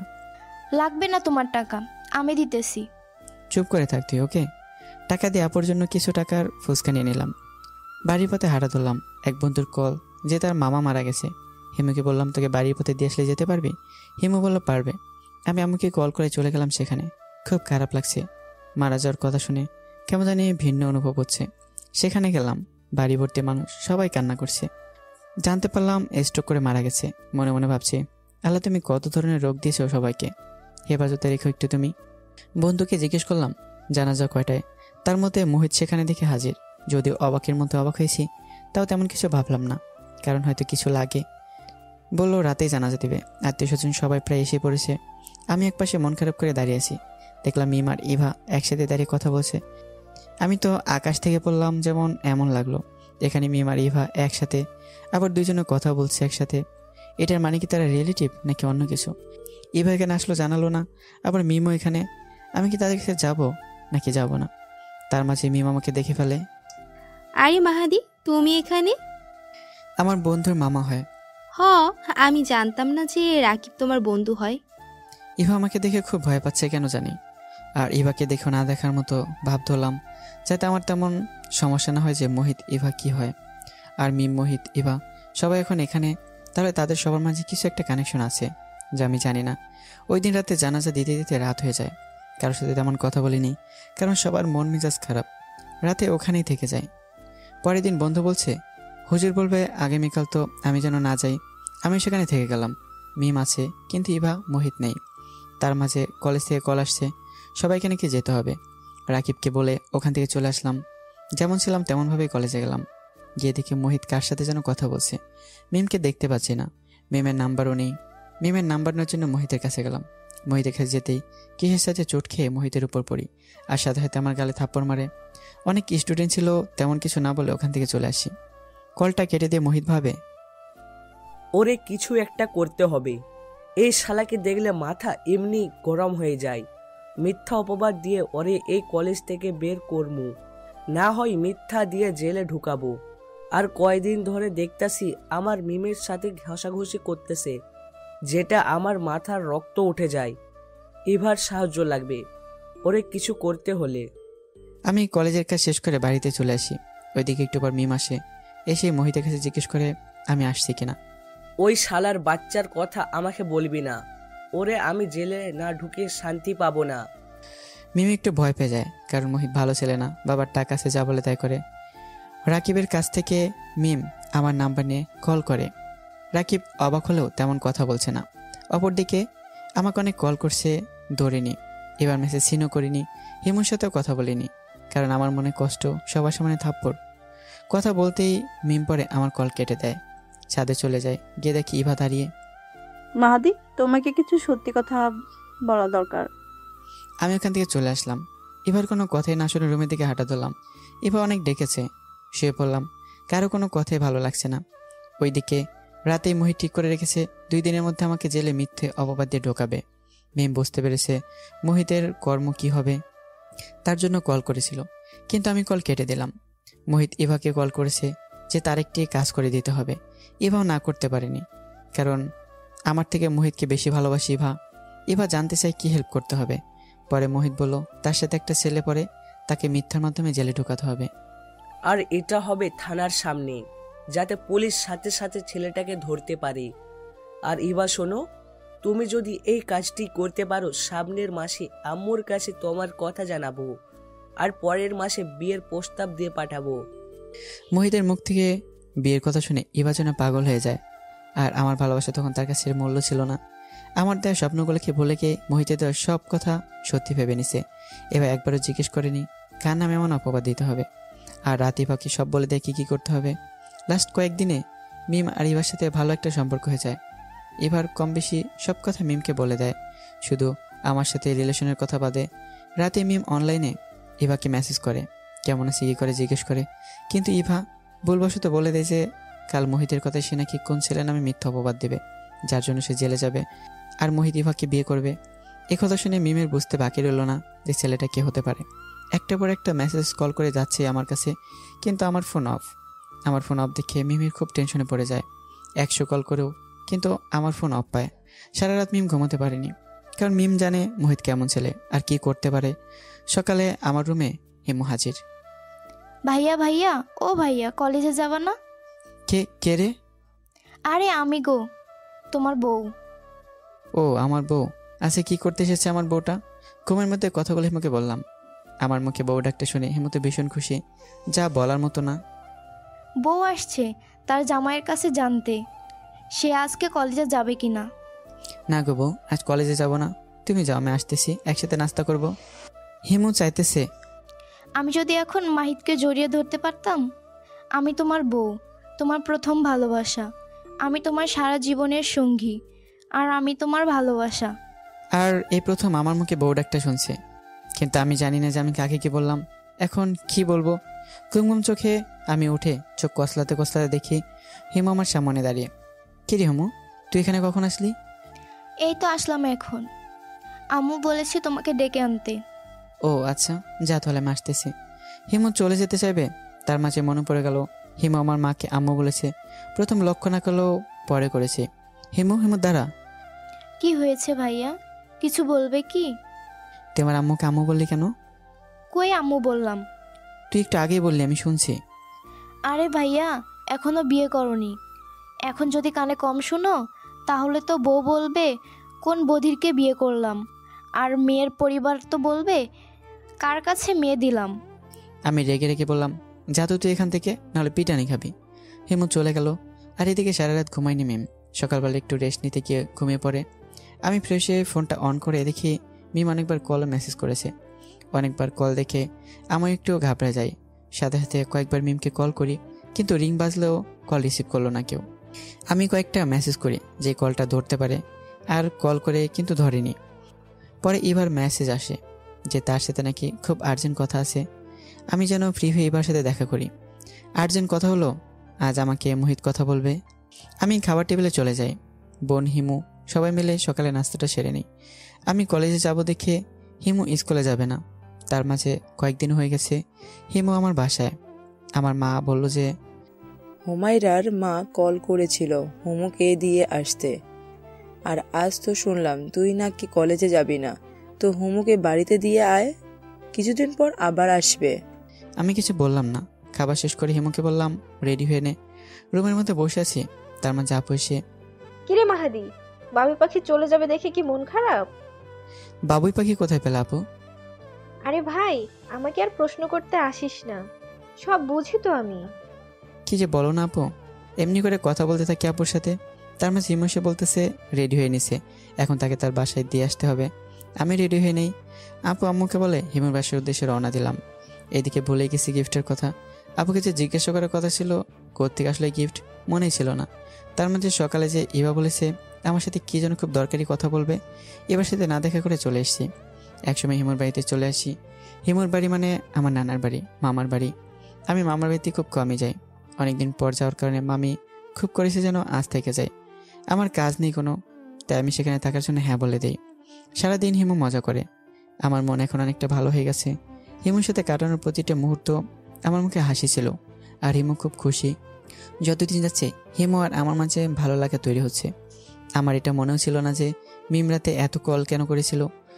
দুপুরে খাবার 4টায় সবাই মিলে খাই। খাওয়া শেষ করে মোহিত কল করে খুব দরকার একটা কাজ আছে স্যার বলছে তোকে আর আমাকে এখন কলেজে যেতে। আমি কিছু না ভেবে হ্যাঁ বলে দিই যে আমি আসতেছি। আমার মাথায় তখন এটা ঢুকেনি যে এখন কয়টা বাজে, বা স্যার দরকার পড়লে তো আমাকেই কল করবে। হিমুকে বলে বের হয়ে যাই। আসার সময় বলেছি যেন তাড়াতাড়ি বাড়িতে আসে আর তার জন্য চকলেট আনে। যে ঠিকানা দেয় সেখানে যেতে সন্ধ্যা হয়ে যায়। অপরিচিত না এই জায়গাটা, এটা তো পুলিশ থানার সামনে। আমি ভাবছি থানার সামনে মোহিত কেন ডাকলো। থানার সামনে দাঁড়িয়ে আছি আমি, আর এভা একটা ছেঁড়া জামা পরে আসে। পিছন থেকে আমাকে জড়িয়ে ধরে বলতে থাকে বাঁচান, কেউ আমাকে বাঁচান, বাঁচান। কিন্তু এবার জানে না যে এটা আমি। এবার জোরে জোরে শব্দ আসে, পাশে মানুষ হাজির। আমাকে মারতে লাগলো। আমি মাটিতে পড়ে যাই। পুলিশ তখনও আসেনি। মোহিতের সব পরিকল্পনা মাটি হয়ে যায়, কারণ মোহিত ভাবতে পারেনি যে মানুষ এসে পড়বে। মোহিত ভেবেছিল এবার পেছন থেকে আমাকে ধরে চিল্লাচিল্লি করবে, এবার চিল্লাচিল্লি শুনে পুলিশ এসে পড়বে। কিন্তু পুলিশ আসার আগে মানুষ আমাকে এমনভাবে মারতে লাগলো জিভা ভয়ে সেখান থেকে চলে যায়। আর এক পাশে অন্ধকার। মোহিত দাঁড়িয়েছিল। মোহিত ভয়ে পালিয়ে যায় সেখান থেকে। এইদিকে আমি এখনো মার খাচ্ছি, মাটিতে গড়াগড়ি করছি, মানুষ তাও থামছে না। আসলে আমরা বাঙালি অল্পতে আবেগী আর অল্পতে বেশি বুঝি। কি হয়েছে কি হয়নি তা যাচাই করার চেষ্টাও করি না। একজনের কথা শুনে সেটা বিশ্বাস করে ফেলি, আর যার জন্য আমাদের এমন অবস্থা। যদিও গল্পে ইভা যেমনভাবে সাজিয়েছে তা বিশ্বাস করার মতোই। কিছুক্ষণ পর পুলিশ আসলো। পুলিশ দেখতেছে এক ছেলে মাটিতে পড়ে আছে, কোনো সারা শব্দ নেই। ঘুম থেকে মিম উঠছে এর মাঝে। কেউ মিমকে ডাক দেয়নি, কারণ মিমের অনুমতি ছাড়া কেউ তাকে ডাক দিতে পারবে না আগেই বলা। ঘুম থেকে উঠে বিছানার মধ্যে কয়েকটা থাপ্পড় দিতে লাগলো, কারণ সে আজ এতক্ষণ কীভাবে ঘুমালো। ওইদিকে মাহাদির কোনো ক্ষতি হলো না তো? মাহাদিকে খুব ভালোবাসি। এই কয়দিনে যা বুঝেছি মাহাদিকে লাগবেই, আর মাহাদি খুব ভালো। নিজেকে আঘাত করতে লাগলো আর নিজেকে দোষ দিতে থাকলো। আমার কিছু হয়ে গেলে সেটা তার জন্যই হবে। আমাকে কল করলো, কল হচ্ছে কিন্তু কেউ ধরছে না। পরে মোহিতকে কল করলো যে আমার সাথে কি করেছে সে। মোহিত ভয়ে কলটা কেটে দেয়। হিমুর খুব টেনশন হচ্ছে, এখনো কেন তার ভাই আসছে না। তার বারবার মনে হচ্ছে ভাইয়ের কিছু হলো না তো। সে আমাকে কল করলো কিন্তু কলের কোনো উত্তর পেল না। এবার হিমু টেনশনে পড়ে যায়, বারবার কল দিতেই থাকে। একবার রিসিভ হয় তো আরেকবার বলে ব্যস্ত আছে। হিমু আবার আপুকে কল করে, আপু আমাকে কল করতে থাকে। আমার কোনো কিছু খেয়াল ছিল না, জ্ঞান হারিয়ে ফেলেছি। তখন এক পুলিশ আমার সামনে আসে, আর আমাকে দেখে যেন তার খুব চেনা চেনা লাগছে। কোথায় যেন আমাকে দেখেছে কিন্তু মনে করতে পারছে না। পুলিশ আমাকে দেখে হসপিটালে নিয়ে যায়। আমার শরীর থেকে অনেক রক্ত ঝরে। এইদিকে পুলিশ তদন্ত করতে থাকে আমাকে মারলো কে বা কারা, কেন। হঠাৎ পুলিশের মনে পড়ে গেল আমাকে সে রাকিবের বাড়িতে দেখেছিল, তাই তাড়াতাড়ি তাকে কল করে হাসপাতালে আনে। জিজ্ঞেস করার জন্য আমাকে চেনে কিনা। রাকিব আসলো, আর যে পুলিশ থেকে কল করেছে সে তার খালাতো ভাই। রাকিবকে আমার বেডে নিয়ে আসলো। দেখে আমি চরম পরিস্থিতির মধ্যে, মুখ দিয়ে রক্ত পড়ছে, শার্ট রক্তে ভরে গেছে। মাহিদি বলে দৌড়ে এসে আমাকে জড়িয়ে ধরে বলতে থাকলো, ওর কি হয়েছে? ডাক্তার কোথায়? প্লিজ রাকিব, একটু নিজেকে সামলাও। তার পরিবারের লোকজনকে ডাক দাও, দেখো তারা কি বলে। আরে কেমন পুলিশ ভাই আপনি? একজন রক্তাক্ত অবস্থায় শুয়ে আছে, তার কোনো চিকিৎসা না করে সামলাতে বলছেন? রাকিব, তুমি আসো আমার কাছে, তার পরিবারকে জানাও। এইদিকে তুমি যখন তার বন্ধু, তাহলে আমি সব করতেছি এক্ষুনি। রাকিব বাবুকে কল করে দিল যে আমি এখন রক্তাক্ত অবস্থায় হসপিটালে আছি। সবাই কান্নাকাটি শুরু করে দিল। মিমকেও জানিয়ে দিল আমার অবস্থা ভালো না, জরুরি এবি নেগেটিভ রক্ত প্রয়োজন, এই হসপিটালে নেই। অপরদিকে আপু আম্মু চলে আসলো, কান্নাকাটি শুরু করে দিল। কি থেকে কি হলো, কারা এমন অবস্থা করেছে। মা ছেলের এমন অবস্থা দেখে জ্ঞান হারিয়ে ফেললো। আম্মুর কাছে আপু গেল, একটু আবার মিমও চলে আসলো, সেও কান্না শুরু করে দিল। রাকিব বলছে, এইভাবে কান্না করলে কোনো লাভ আসবে না। আমাদের সকল বন্ধুদের কাছে কল কর, কার এবি নেগেটিভ রক্ত। হিমু আর তার আব্বু এসে পড়েছে। আমার অবস্থা খুব খারাপ, আমাকে দেখে সে বিশ্বাস করতে পারছে না এমন কিভাবে হলো। কান্না জড়িত হয়ে পড়ে, কোথাও রক্ত পাওয়া যাচ্ছে না। সময় যতই যাচ্ছে আমার অবস্থা খারাপ হতে লাগলো। ডাক্তার বারবার বলছে, পেশেন্ট অবস্থা ভালো না, আপনারা কি রক্ত পেয়েছেন? মিম রাকিব সবার কাছে কল করলো, কারো কাছে পাচ্ছে না। ইভা ভয় পেয়ে সেখান থেকে চলে আসলো। তার আগে মোহিত চলে আসলো। মোহিতের এমন কাজ দেখে ইভা অবাক হয়ে থাকে, কেন একা ফেলে চলে গেল। ইভা বাড়িতে গিয়ে ফ্রেশ হয়ে নিল। অপরদিকে ইভা আমাকে কল করলো, কিন্তু কলে পাচ্ছে না। এখন খুব খারাপ লাগছে এবার। কে ছেলেটা, কার নামে মিথ্যা অপবাদ দিতে গেলাম। নিজেকে দোষারোপ করতে লাগলো। শুয়ে আছে, তার মাঝে ফোনে রিং বেজে উঠলো। এভাবে বেঁচে আমার কল, কিন্তু দেখলো মিমের কল। মিম কল দিয়ে বলতেছে, তোমার কোনো বন্ধু কি এবি নেগেটিভ রক্ত আছে? কেন, কি হয়েছে? আমার ভালোবাসার মানুষের অবস্থা খুব খারাপ, প্লিজ তাড়াতাড়ি চলো। আমার নিজেরই তো এডি নেগেটিভ রক্ত, আর তোমার ভালোবাসা মানে আমাকে রক্ত দিতেই হবে। কোন হসপিটাল আসছে বলো আমাকে। ঠিকানা অনুযায়ী চলে গেল। ডাক্তারের কাছে ইবাকে নিয়ে গেল, কিন্তু ডাক্তার কোনো মতেই ইবা শরীর থেকে রক্ত নেবে না। হিমু ডাক্তারের পায়ে ধরে বলছে, এই একটা মাধ্যমে আছে রক্তের, প্লিজ না করবেন না। মিম অনুরোধ করতে লাগলো। অবশেষে ডাক্তার রাজি হলো।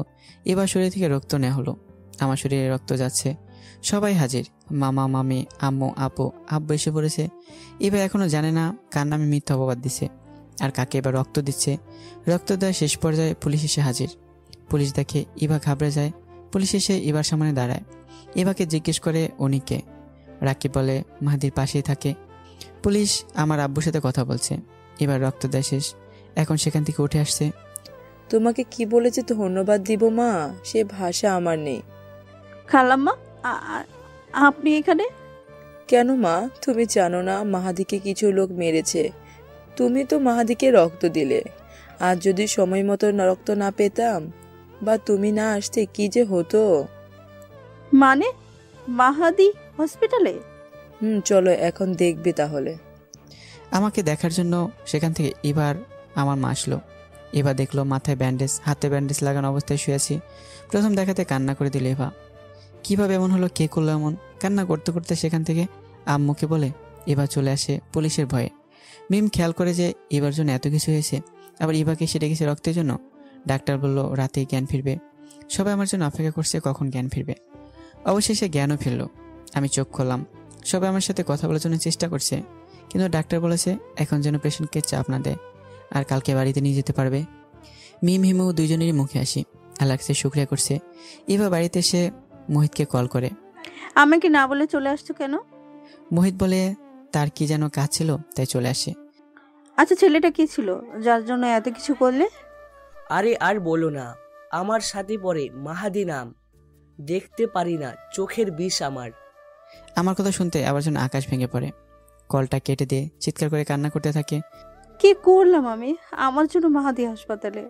কান্না থামাতেই পারছে না। মোহিতকে আবার কল করে বলল, তুমি এমন নিহীন ছেলে নামে কেন এত বড় মিথ্যা অপবাদ দিলে? আমার সহ্য হয় না তাই করছি। আর তোর এত জ্বলছে কেন? এবার বলতে পারছে না আমি কি হই তার। ওই দিন এবার কান্না করতে করতে গেল। পরের দিন আসলো, আমার বাড়িতে নিয়ে আসা হলো। মিমও সাথে এসেছে। বাড়িটা খুব বড় না হলে মিমের খুব পছন্দ হয়েছে। আমার রুমে নিয়ে যাওয়া হলো। আমি রুমে শুয়ে আছি। হিমু এসে জিজ্ঞেস করতে লাগলো কে বা কারামান করলো। আমি তেমন কিছু বললাম না। বিকেল হয়ে গেলে মিম হিমু দুজনেই আমার যত্ন করতে লাগলো। এর মাঝে অনেক কল করে শিভা মাপ চার জন্য, কিন্তু কল ঢুকেনি। সন্ধ্যাবেলা পুলিশ আসলো আর মা বাবাকে বলতে লাগলো, আমরা তদন্ত করে জানতে পেরেছি যে আপনার ছেলে মানে মাহাদি ইভা নামে এক মেয়েকে ধর্ষণ করতে চেয়েছিল। মেয়েটা বাঁচার জন্য চিল্লাতে থাকে আর আশেপাশের মানুষ মাহাদিকে মারতে থাকে। মা বাবা তো শুনে বিশ্বাস করতে পারছে না আমি এমন কাজ করতে পারি। অজান্তে মা কান্না করে দেয়। সে জানে তার ছেলে এমন কাজ কোনোদিনও করবে না। স্যার, আপনার কোথাও ভুল হচ্ছে। মাহাদি এমন কাজ করতে পারে না। দেখেন, সব মায়ের কাছেই তার ছেলে ভালো হয়। আব্বু বলল, স্যার, আপনি একটু ভালো করে খোঁজ নিয়ে দেখবেন কি হয়েছিল, আর আমার ছেলে দোষ করে থাকলে শাস্তি আমরা দিব। মেয়েটার এখনো খুঁজে পাওয়া যায়নি, আমরা তদন্ত করতেছি। মেয়েটার খুঁজ পেলে আমরা সব জানতে পারবো। তার আগে মাহাদির যেন এই শহর থেকে কোথাও না যায়, আর আমরা আবার সব প্রথম থেকে দেখতেছি। পুলিশ চলে গেল। বাবা মায়ের মাথায় হাত। তার ছেলে নামে এমন একটা অপবাদ আসলে কিভাবে? আমি তেমন কাজ করতেই পারি না। বাবা বলল আমার সাথে কথা বলা দরকার। মা বলল, এখন মাহাদির শরীর ভালো না, কিছু বলো না, একটু সুস্থ হোক, পরে বলি সব। এইসব আবার হিমু শুনে ফেলে। সে বিশ্বাস করতে পারছে না আসলে কি আমি এমন কাজ করেছি কিনা, নাকি সব ভুল। ওইদিকে মিমিবা আর মোহিতকে একসাথে ডেকে জিজ্ঞেস করবে এমন করলো কেন। এমন করে সময় যায়। হিমু টেনশন বাড়তে থাকে। কিভাবে কি হলো জানার জন্য অপর পাশে মা বাবার কাছে নালিশ আসে। তার ছেলে এমন কাজ করেছে, আপু নিজে এটার শেষ দেখে সারবে এই ভেবে যেখানে মার খেয়েছি সবাইকে জিজ্ঞেস করতেছে। ইভা আমার সাথে দেখা করার চেষ্টা করছে। এমনি করে একদিন যায়। সত্য ঘটনা কি সবাই জানতে চায়।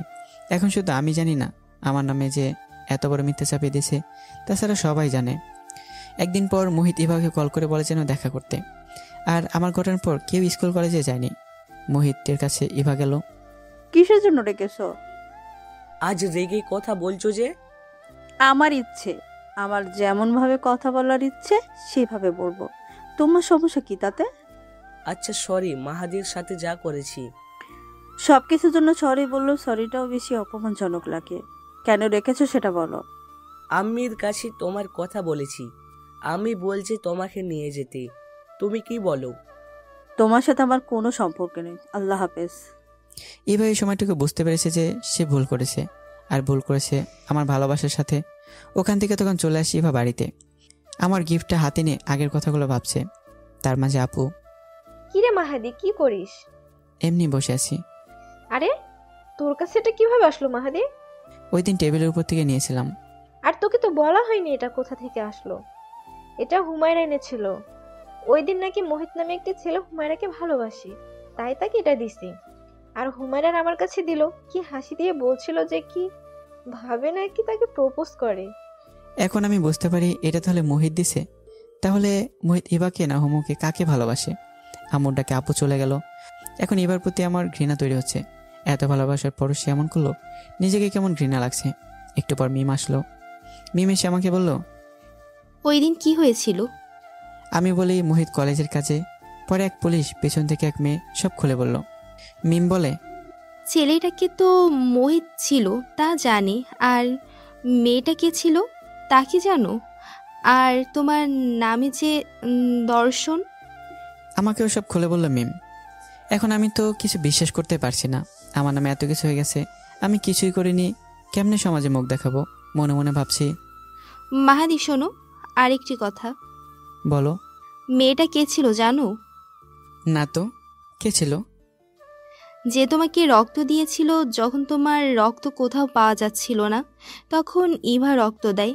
আর ইভাই ছিল সেই মেয়ে যে তোমার বিপদে হাত বাড়িয়েছে। তখন যদি ইভা না আসতো তোমাকে রক্ত দেওয়ার জন্য, তাহলে তোমার কিছু একটা হয়ে যেত। হিম আসার কারণে সে মেয়েটা জিভা ছিল তা বলছে না। মিম চাইতেছে শুধু আমি জানি, পরে সবাই জানবে। ইভাকে ধন্যবাদ দেওয়া দরকার, সে আমার এত বড় উপকার করেছে। ওইদিকে মোহিত পুরো কলেজে ছাড়িয়ে দিয়েছে আমি একটা মেয়ের সাথে অমুক তমুক করেছি। সত্য ঘটনা মিম, মোহিত আর ইভা জানে। বাকি সবাই জানার চেষ্টা করছে। মিম, হিমু, আমি তখন কথা বলে সময় পার করি। সন্ধ্যার একটু পর আমি হিমুকে না বলেই ছাদে যাই। আর হিমু বলে দিছে তাকে না বলে যেন রুম থেকে বের না হই। ইভাকে খুঁজছিলাম কিন্তু পাচ্ছি না। আমি জানি ইভা আমার জন্য এখানে আসবে। অনেকদিন হয় কথা হয় না, আবার আমার কত উপকার করেছে। দেখি ইভা আমাকে কে যেন বলতে চেয়েছিল, মনেই ছিল না। অপরদিকে ফোনটা ওই দিনের পর খুঁজে পাইনি। একটু পর ইভা আসলো। কেমন আছো মাহাদি? ইভা এখন তার ভুল বুঝতে পেরেছে, কিন্তু এখন আমাকে মন থেকে ভালোবেসে উঠতে পারেনি। আলহামদুলিল্লাহ। তুমি কেমন আছো? আলহামদুলিল্লাহ। তোমার চেহারায় এমন অবস্থা কেন? আর রাতে কি ঘুমাও না? তার মাঝে খুঁজতে খুঁজতে হিমু চলে আসলো। এসেই, ভাইয়া, ও ভাইয়া, ছাদে এসে পড়লে? ও তুমি এখানে? আরে কি হয়েছে, ডাকছিস কেন? তোমাকে না বলছি আমাকে না বলে রুম থেকে বের হবে না। আর ইভার সাথে কথা বলতে এসেছিলাম। আর ইভা আপু কেমন আছো? ভালো, তুমি কেমন আছো? আমাকে রক্ত দেওয়ার পর থেকে হিমু ইভাকে সম্মান করে। তারপর কিছু না বলে ইভা চলে গেল। হিমু আর আমি কথা বলছিলাম, খেয়াল করিনি কখন গেছে। শোনো ভাইয়া, তুমি আমাকে না বলে কোথাও যাবে না, ওকে? আচ্ছা ঠিক আছে। রুমে চলে আসলাম। আর বিকেলে মিম তার বাসায় চলে গেছে, কারণ তার আব্বু কল করেছিল। মিম শুধু তার আব্বুর কথাই মানে, আর যাই বলে তাই করে। রাত 8টার পর মিম আপুর ফোনে কল করেছে। আপু আমাকে ফোন দিয়ে বলল, মিম তোকে খুঁজতেছে। ফোন নিয়ে বললাম, কেমন আছো? বলো, তুমি কেমন আছো? আলহামদুলিল্লাহ। মাহাদি, তোমাকে একটা কথা না বলে শান্তি পাচ্ছি না। কি কথা যার জন্য এমন চিন্তার মধ্যে আছো? আসলে মোহিত তোমাকে ওই দিন কল করেছিল তোমাকে ফাঁসানোর জন্য। মোহিত তোমাকে দেখতে পারে না, সে তোমার ক্ষতি করার জন্য এমন করেছে। আর এটা করেছে ইভার মাধ্যমে। ইভা মোহিতকে ভালোবাসে, মোহিত আমাকে ভালোবাসে। তুমি আমার সাথে কথা বলো, এটা সহ্য হয় না মোহিতের। তাই ইভাকে ব্যবহার করে তোমাকে ফাঁসিয়েছে।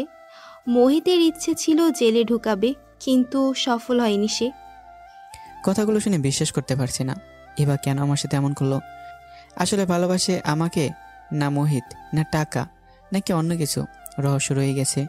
কাল যাই হোক না কেন, আমাকে এবার সাথে কথা বলতে হবে। কলটা কেটে দিলাম। চিন্তার মাথার মধ্যেই ঘুরপাক খাচ্ছে। 2 বছরের ভালোবাসা কি আজ এবার এই প্রতিদান দিল? সমাজে এখন মা বাবার কাছে মুখ দেখাতে পারবো না। মা বাবা জানে আমি এমন কাজ করতে পারি না, কিন্তু সমাজ তো শুধু দোষটাই খোঁজে। সমাজ তো আসল সত্যি কথা খুঁজবেও না, বা জানতেও চাইবে না। ওই দিন কী হয়েছিল? ওয়াশরুমে গেলাম, চিৎকার করে কান্না করতে পারছি না।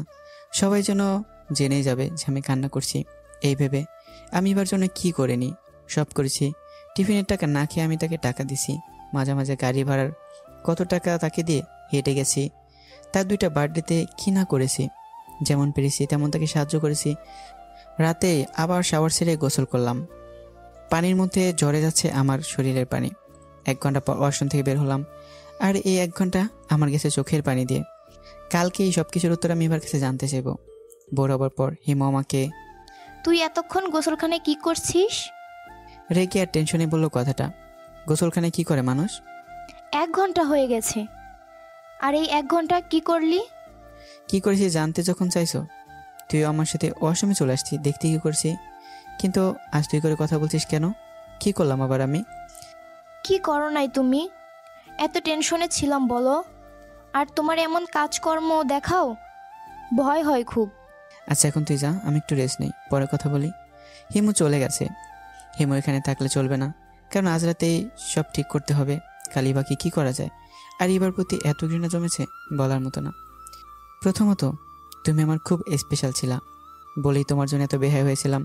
ইচ্ছে তো ছিল অনেক কিছুরই, আজ এক যন্ত্রণা সব শখ ইচ্ছে মাটি দিয়ে দিল ইভা। দ্বিতীয়ত, ভেবে নিয়েছিলাম তুমি আমার প্রিয়জন, কিন্তু সময় আজ আমাকে বুঝিয়ে দিল আমি তোমার প্রয়োজন। তৃতীয়ত, আমি থাকতে যখন তোমার অন্য কারো যায় মন। আর যাই হোক, আমি চাই না সেই ইভাটা আমার হোক। আমার কাছে ইভার কী কী আছে সব খুঁজতে লাগলাম। বইয়ের ভিতর ইভার দেয়া জিনিস রাখি, সবই একসাথে করলাম। একটা একটা করে এবার সব জিনিস নিলাম। আমি চাই না মানসিক চাপে থাকতে। আর হয়তো এবার ওই কাজের জন্য আমার মা বাবা, আবুর মুখে হাসি নেই। মা বাবা জানে না, জানলে হয়তো এতক্ষণে কিছু একটা হয়ে যেত। খুঁজতে খুঁজতে হিমুর সেই চিঠিটা হাতে পড়ে যায়। অনেকদিন নাকি হিমু আমাকে চিঠিটা দিয়েছিল, আমার মনে নেই পড়তে। হিমু উত্তর চেয়েছিল, কথার ধরনে বুঝেছিলাম, কিন্তু কি আছে এই চিঠিতে? আর আমি কেন আগে পড়লাম না চিঠিটা? বিশেষ কিছু নেই তো। আচ্ছা যাই হোক, আগে কাগজটা খুলে দেখি কি আছে। আসসালামু আলাইকুম প্রিয় ভাইয়া আমার। আমি হয়তো অনেক ছোট, আমার কথাগুলো শোনার পরে হয়তো আমাকে ভুল বুঝবা, কিন্তু আমি আর পারছি না কথাগুলো না বলে থাকতে। যখন আমি বুঝতে শিখেছি ভালোবাসার মানে কি, হাড়ে হাড়ে টের পেয়েছি। ছোট ছিলাম হয়তো, ভালোবাসা কেমন ছিল জানতাম না, কিন্তু আজ আমি জানি তোমাকে আমি অনেক ভালোবাসি। তোমাকে না পেলে বেঁচে থেকেও মরার মতো হয়ে যাব। আমি তোমাকে হয়তো ভালোবাসি না, তুমি আমাকে হয়তো ভালোবাসো না, কিন্তু আমি তোমাকে নিজের চেয়েও বেশি ভালোবাসি। হয়তো বুঝতে পারবে না কতটা ভালোবাসি। যখন অন্য কোনো মেয়ের সাথে তোমাকে কথা বলতে দেখি, কলিজা ফেটে যায়। এই ভেবে যে তুমি অন্য কারো হয়ে যাবে। তুমি হয়তো আমাকে ছোট বোন ভাবো, কিন্তু এখন যে আমি তোমাকে ভালোবেসে ফেলেছি, জানি না আল্লাহর কাছে সব সময় দোয়া করি যেন তুমি ভালো থাকো। আমার প্রত্যেকটা মোনাজাতে তুমিই থাকো। খুব ভালোবাসি ভাইয়া তোমাকে। ভুল কিছু বলে থাকলে আমাকে ক্ষমা করে দিও, কিন্তু সত্যি তোমাকে ভালোবাসি নিজের থেকেও বেশি। তোমাকে হারানোর ভয়ে সবসময় আমাকে কান্না করি। আমাকে একা হাতে ফিরিয়ে দিও না।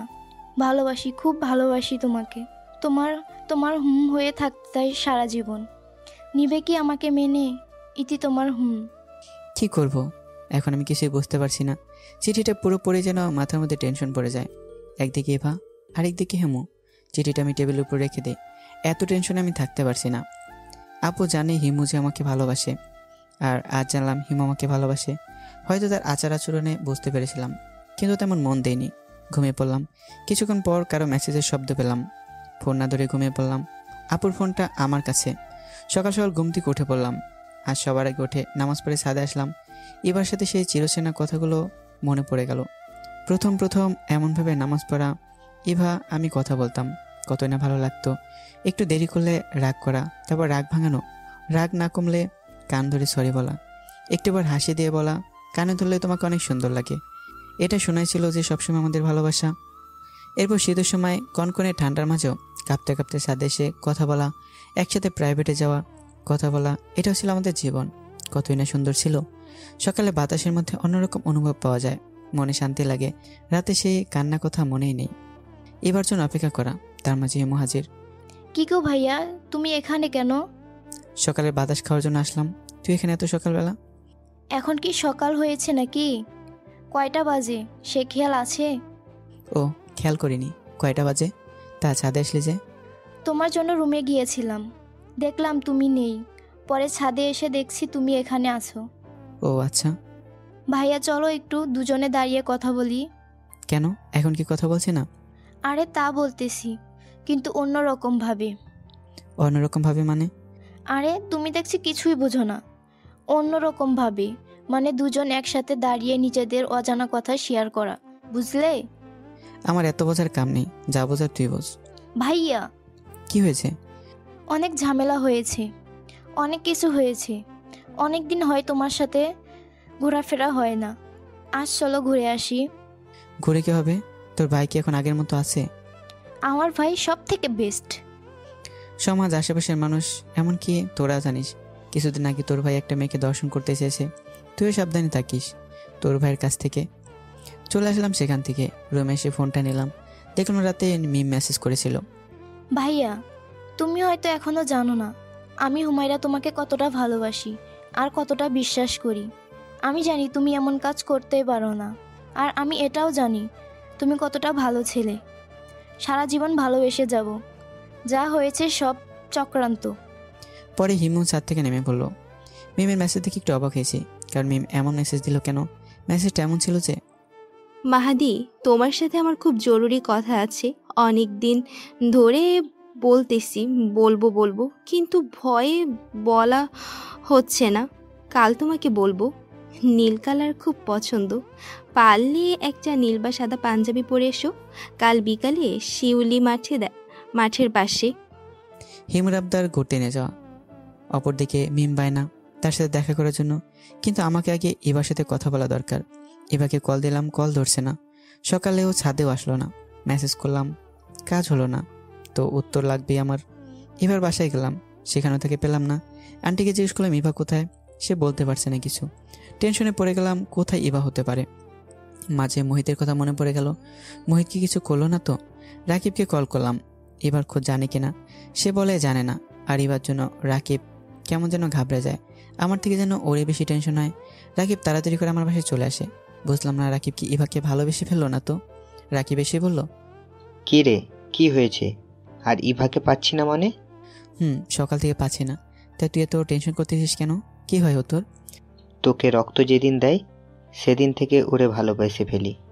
আর ইভাকে অনেকবার জানিয়েছি, সে বলেছে তাকে একজন ভালোবাসে। ইভা নাকি তার প্রতি অনেক অবিচার করেছে। সে যা বলবে ইভা তাই করবে, আর সে কে আমাকে বলেনি। আর ইভা নাকি অনেক অপরাধ করেছে। আমি বলেছি আমার অতীত তোমার অতীত দেখব না, সামনের দিনগুলোকে তোমাকে নিয়ে ভালোবাসবো। বুঝতে পারলাম সে মানে আমি যা বলবো তাই হবে বলেছে। আমরা খুঁজতে লাগলাম, কোথাও এবার খোঁজ পেলাম না। সব জায়গায় কল করলাম, পেলাম না। দুপুর হয়ে গেল, শুধু ইভার ফোন অফ। আর রাকিব মোহিতকে কল করে দেখে তার ফোন অফ। কিছুই বুঝতে পারছে না। অপরদিকে মিম রেডি হচ্ছে আমার জন্য। হিমও ঘুরতে যাবে এই ভেবে সেও নিজেকে তৈরি করছে। অপরদিকে আমার কাছে নতুন বার্তা, রাকিব হিমুকে ভালোবাসে। হঠাৎ কারো কল আসে, ইভাকে নাকি কিডন্যাপ করা হয়েছে। অপরিচিত নাম্বার থেকে কল আসে, কণ্ঠটাও অপরিচিতই। অনেক ভয় পেয়ে যায়, কে কল করেছে আর কে বলছে ইভাকে কিডন্যাপ করেছে। রাকিব শোন। বল। কে জানি কল করেছে আর বলল যে ইভাকে কিডন্যাপ করেছে। মানে কি বলিস? কি করবো এখন বল? কি করব মানে? সবাইকে জানাতে হবে এটা, আর পুলিশকে বলতে হবে। তুই ইভার কিছু হোস না, আমিও না।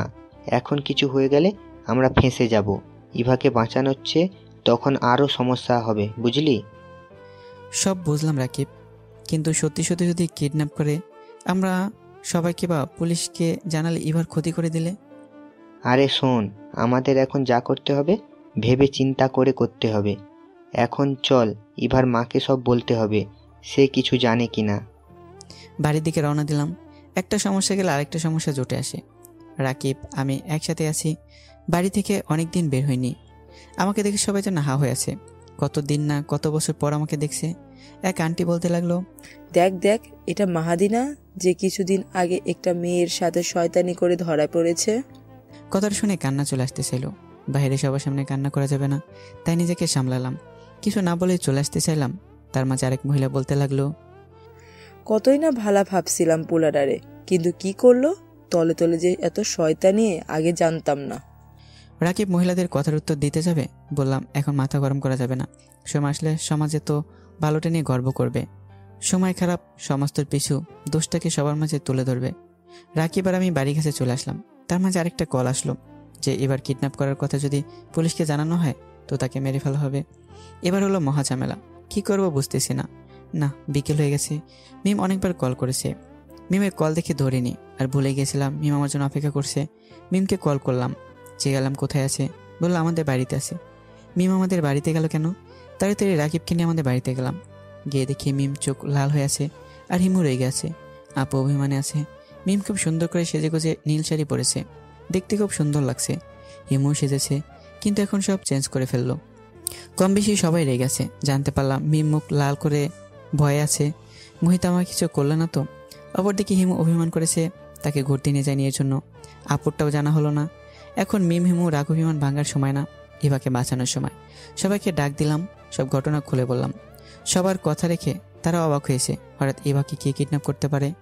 ভাইয়া ভাইয়া চলো পুলিশকে সব জানাই। আচ্ছা মাহাদি, তোমাকে যে কল করেছে তার নাম্বারটা দাও তো আমাকে। মিমকে নাম্বার দিলাম। মিম তো অবাক, কারণ নাম্বারটা না মোহিতের। আর মোহিত কি তাহলে ইভাকে তুলে নিয়ে গেছে? আর মোহিত ইভাকে ভালোবাসে, ইভা বাসে। সব ঘটনা প্যাঁচ খেয়ে হিমু বলল, ভাইয়া তুমি নাম্বারটা ট্যাগ করেছো, লোকেশনে চলে যাও। আর আমি ম্যাম পুলিশের কাছে যাই। আর আপু তুমি যাও এবার আম্মুর কাছে। এটা আমাদের জন্য ভালো হবে। আমি রাকিব বের হয়ে গেলাম আমাদের পুলিশ থানায়। মিম হিমু চলে গেল আপু ইভার বাড়ি। আমি রাকিব ফোন লোকেশন অনুযায়ী খুব কাছে চলে আসি। অবাক করার মতো কথা হলো, যেখানে আসি আশেপাশে মানুষ খুব কম থাকে, নির্জন এলাকা। রাকিব বলল, আমরা দুজন এসে কোনো সমস্যা পড়লাম না তো? আরে কি যে বলিস না তুই রাকিব, এখানে ঝামেলা করতে আসিনি। তুই আমি সুন্দর মতো করে ইভাকে বাড়িতে নিয়ে যেতে পারলেই খুশি। এখন প্রায় সন্ধ্যা আসে, পাশে তো অন্ধকার নেমে এসেছে। নাম্বার যেখানে সিগন্যাল দিতেছে সেখানটা হলো বড় একটা পুকুর, তার পাশে একটা কুঁড়ে ঘর। আমাদের সেখানে যেতে হবে। আমি আর রাকিব বাড়ির আশেপাশে দেখে নিলাম, বাইরে কাউকে দেখতে পারছি না। বাড়ির ভিতরে কার আওয়াজ পাচ্ছি, মনে হয় কেউ আটকা পড়ে আছে। মাহাদি শোন, হয়তো তুই ভিতরে যা, নয়তো আমি ভিতরে যাই। বাহির থেকে সমস্যা হলে আমি দেখব, তুই ভিতরে গিয়ে দেখ কিসের আওয়াজ হচ্ছে। আচ্ছা তাহলে তুই বাইরে থাক, আমি আস্তে আস্তে ভিতরে যাই, আর সাবধানে বাইরে থাকবি।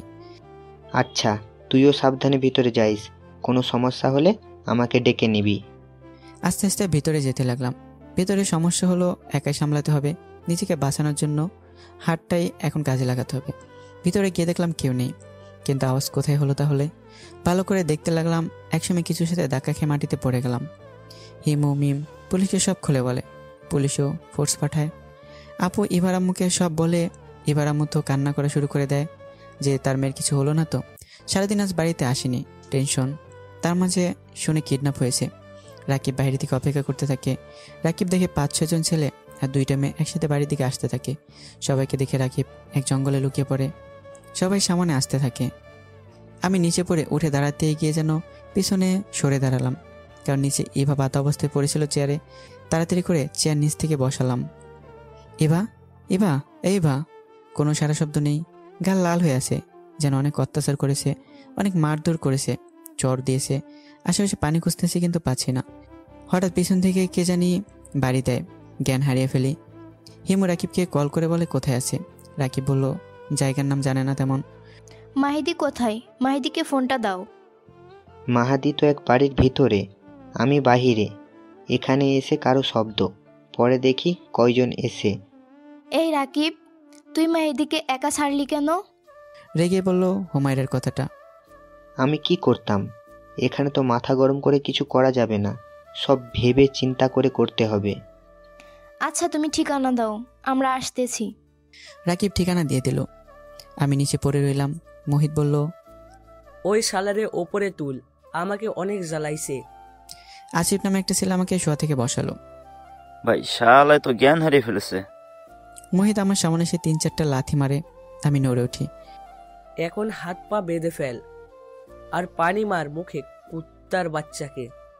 ভাই পানি এনেছি। দে আমাকে। মোহিত আমার মুখে পানি ছিটিয়ে মারলো। আমার আস্তে আস্তে জ্ঞান ফিরছে। খুব ব্যথা করছে, মাথা অনেক জোরে আঘাত করেছে। লাথিটাও শরীরে জোরে মেরেছে মোহিত। কি রে, তোর মিম কোথায়? আমি মাথা উঠিয়ে দেখলাম মোহিত। কথা বলতে পারছে না, মাথা ব্যথা করছে খুব। কি রে, কথা বলিস না কেন? ভাই মনে হয় কথা বলতে ভয় পাচ্ছে। আমাকে অনেক জ্বালাইছে, শালারে ইচ্ছে মতো ধলাই করতো মামুন। মামুন রড নিয়ে আসে। আমার সামনে সবাই হাসাহাসি করতে থাকে। মোহিত জোরে জোরে হাসতে থাকে। রাকিব খুব ভয় পেয়ে যায়। ভেতরে কি হচ্ছে কিছুই বোঝা যাচ্ছে না। হাসির শব্দ শোনা যায়। রাকিব বাড়ির পাশে এসে দেখার চেষ্টা করে ভেতর কি হচ্ছে। দেখার জন্য পুলিশ কাছাকাছি চলে আসে। রাকিব দেখে আমাকে বড় রড দিয়ে বাড়ি মারতে যাবে। এমন সময় এবার জ্ঞান ফিরে দেখে। এই তোরা থাম থাম, আমার জানুর জ্ঞান ফিরছে, কথা বলে নেই একটু। এবার চোখ খুলে দেখে সামনে এখনো মোহিত বসে আছে। সে ভাবতে থাকে কিভাবে তাকে আজ। চলেন তাহলে কিভাবে কি হয়েছে একটু পেছন থেকে ঘুরে আসি। রাত 12টার মতো বাজে। এবার চোখে ঘুম নেই। তার মাথায় একটাই চিন্তা, কখন সে মাপ চাইবে। তার মানে এবার ফেসবুক অ্যাকাউন্টের পাসওয়ার্ড মোহিতের কাছে ছিল। সে রাতেই কল করে বলে রকিব কেন তোকে মেসেজ করছে? রকিব কি সাই তোর কাছে? সে কি চায় সেটা তাকে জিজ্ঞেস করো। রাকিব মোহিত রিলেটিভ হয়, কিন্তু দেখতে পারে না রাকিবকে। মোহিতের মাথা গরম হয়, কিন্তু ইভাকে অন্যরকমভাবে কষ্ট দিতে চায় আর মেরে ফেলার সিদ্ধান্ত নেয়। কারণ ইভা এখন মোহিতের কথা শোনে না, যা মন চায় তাই করছে। আর এখন যদি পুলিশের কাছে সব বলে দেয় তাহলে আমি বেঁচে যাব আর মোহিত ফেসে যাবে। এই সব কিছু করা যাবে না। কাল সকালের মধ্যে ইভাকে গায়ের করতে হবে, আর কান টানলে মাথা আসবে। একসাথে মাহাদি ইভাকে মেরে ফেলা যাবে। তাই যে করে হোক ইভাকে বাড়ি থেকে বের করে পরের এক বাড়িতে আটকে রাখে। আমাকে মারতে থাকে। মোহিতে ইশারা দিয়ে বলে আমাকে মারতে। রাকিব দেখছে কিছু করতে পারছে না। পুলিশ এসে পড়েছে। গাড়ি একটু দূরে রেখেছে যাতে কেউ বুঝতে না পারে। আমাকে মারতে লাগলো, থামছে না। আমি কুকরে কুকরে সব সহ্য করছি। ইভা মোহিতকে বলছে প্লিজ মাহাদিকে ছেড়ে দাও। কেউ শোনে না কথা। রাকিবকে মিম কল করে বলে কোথায় আছে। রাকিব সেখান থেকে সে পুলিশের মিমদের নিয়ে আসে। পুরো বাড়ি পুলিশ ঘেরা দিয়ে দেয়। মোহিত এখনও টের পায়নি কি হতে চলেছে তার সাথে। পুলিশ দরজা ভেঙে ভিতরে যায়। সবাই অবাক হয়ে যায়, সাথে মোহিত। কয়েকজন পালিয়ে যায়। পুলিশ মোহিতকে অ্যারেস্ট করে। এবার বাঁধন খুলে দেওয়া হয়। আমার পায়ে বেশি আঘাত করা হয়। হিমু দৌড়ে এসে আমাকে জড়িয়ে ধরে আর বলে কি হয়েছে তোমার? আমাকে বলো, কে মেরেছে তোমাকে? বলো, আমি ওদেরকে দেখে নিব। হিমু কান্না করে দেয়। আমাকে জড়িয়ে ধরে আছে শুধু আমাকে হারানোর ভয়ে। পুলিশ সবাইকে ধরেছে। রাকিব ইভাকে হারাতে চায় না বলে জড়িয়ে ধরে বলে তোমার কিছু হতে দেব না ইভা। একবার আমার দিকে আবার রাকিবের দিকে তাকায়। আমি উঠে দাঁড়াই আর মিম দাঁড়িয়ে আছে, কিছুই বলছে না। কারণ চলেন তাহলে একটু পিছনে ঘুরে আসি। আমার জন্য অপেক্ষা করতে থাকে মিম। আমাকে কল দিলে ধরি না, তার জন্য টেনশন করে। আমার বাড়িতে যায়, গিয়ে আমার কথা জিজ্ঞেস করে। আপুর কাছে বলে কি জানি কোথায় গেছে, আর এটাও জিজ্ঞেস করে আমি কি ওকে ভালোবাসি। আপু বলে হ্যাঁ, হুমায়রাকে খুব ভালোবাসি। হুমায়রা আমাকে বাসে। এটা শোনার পর খুব কান্না করে। ওয়াশরুমে গিয়ে, তাই গালমুখ লাল হয়ে গেছিল। এখন মিম চায় আমি যেন হিমুর হই, হিমু চায়, ইভাও চায়। আমি উঠে দাঁড়িয়ে হিমুকে বললাম, একটু দাঁড়াও, আসতেছি। ইভাকে একপাশে নিয়ে এসে বললাম, যা হয়ে গেছে ভুলে যাও, রাকিব তোমাকে খুব ভালোবাসে, তাকে কষ্ট দিও না। কিন্তু তুমি? আমার কিছু একটু হয়ে যাবে চিন্তা করো না, শুধু এটাই বলি, রাকিবকে তার মতো করে ভালোবাসো, আর তোমার কাছে আজ কোনো অভিযোগ নেই। আমাকে মাফ করে দাও মাহাদি। এখন এইসব বলে লজ্জা দিও না আমাকে, রক্ত দিয়ে বাঁচিয়েছো, আর বললাম তো কোনো অভিযোগ নেই আমার। যাও, তোমার জন্য রাকিব অপেক্ষা করছে। মিম দাঁড়িয়ে আছে। মিম, তুমি ওখানে কেন? এদিকে আসো। মিম আসলো, একটু চুপচাপে আছে। আমার হাঁটতে কষ্ট হচ্ছে, কিন্তু হিমু দৌড়ে এসে আমাকে ধরে আমার হাত তার কাঁধে রাখে আর বলে, এভাবে থাকো। অতঃপর ইভা পুলিশকে সব বলে দেয়। মোহিতের সাজাও হয়। মিম নিচ থেকেই আমার কাছ থেকে সরে দাঁড়ায়। আর ওই সময় আমি হিমুকে প্রপোজ করি। প্রপোজটা এমন ছিল যে, হিমু হবে কি আমার রাতে চাঁদ দেখার সাথী, হবে কি রাস্তায় দুজনে হাতে হাত রেখে চলার বন্ধু, হবে কি আমার হিমু হয়ে থাকতে সারা জীবন, হবে কি আমার বলার আগে হিমু আমাকে জড়িয়ে ধরে বলছে, আমি আছি, আমি থাকবো শুধু তোমার হয়ে, খুব ভালোবাসি তোমাকে, নিজের থেকেও বেশি ভালোবাসি, ভালোবাসি শুধু তোমাকেই মাহাদি, খুব ভালোবাসি। অতঃপর হাতে হাত রেখে চলতে থাকি রাস্তার পাশে। দুইজনে চলছি অজানা পথে, যেন কেউ কাউকে ছাড়তে চায় না। অজানা পথে হাতে হাত রেখে হিমু আর আমি সামনের দিকে চলতে থাকি। সবাই দোয়া করবেন আমাদের জন্য, এমন করেই যেন আমাদের দিন যায়। আল্লাহ হাফেজ।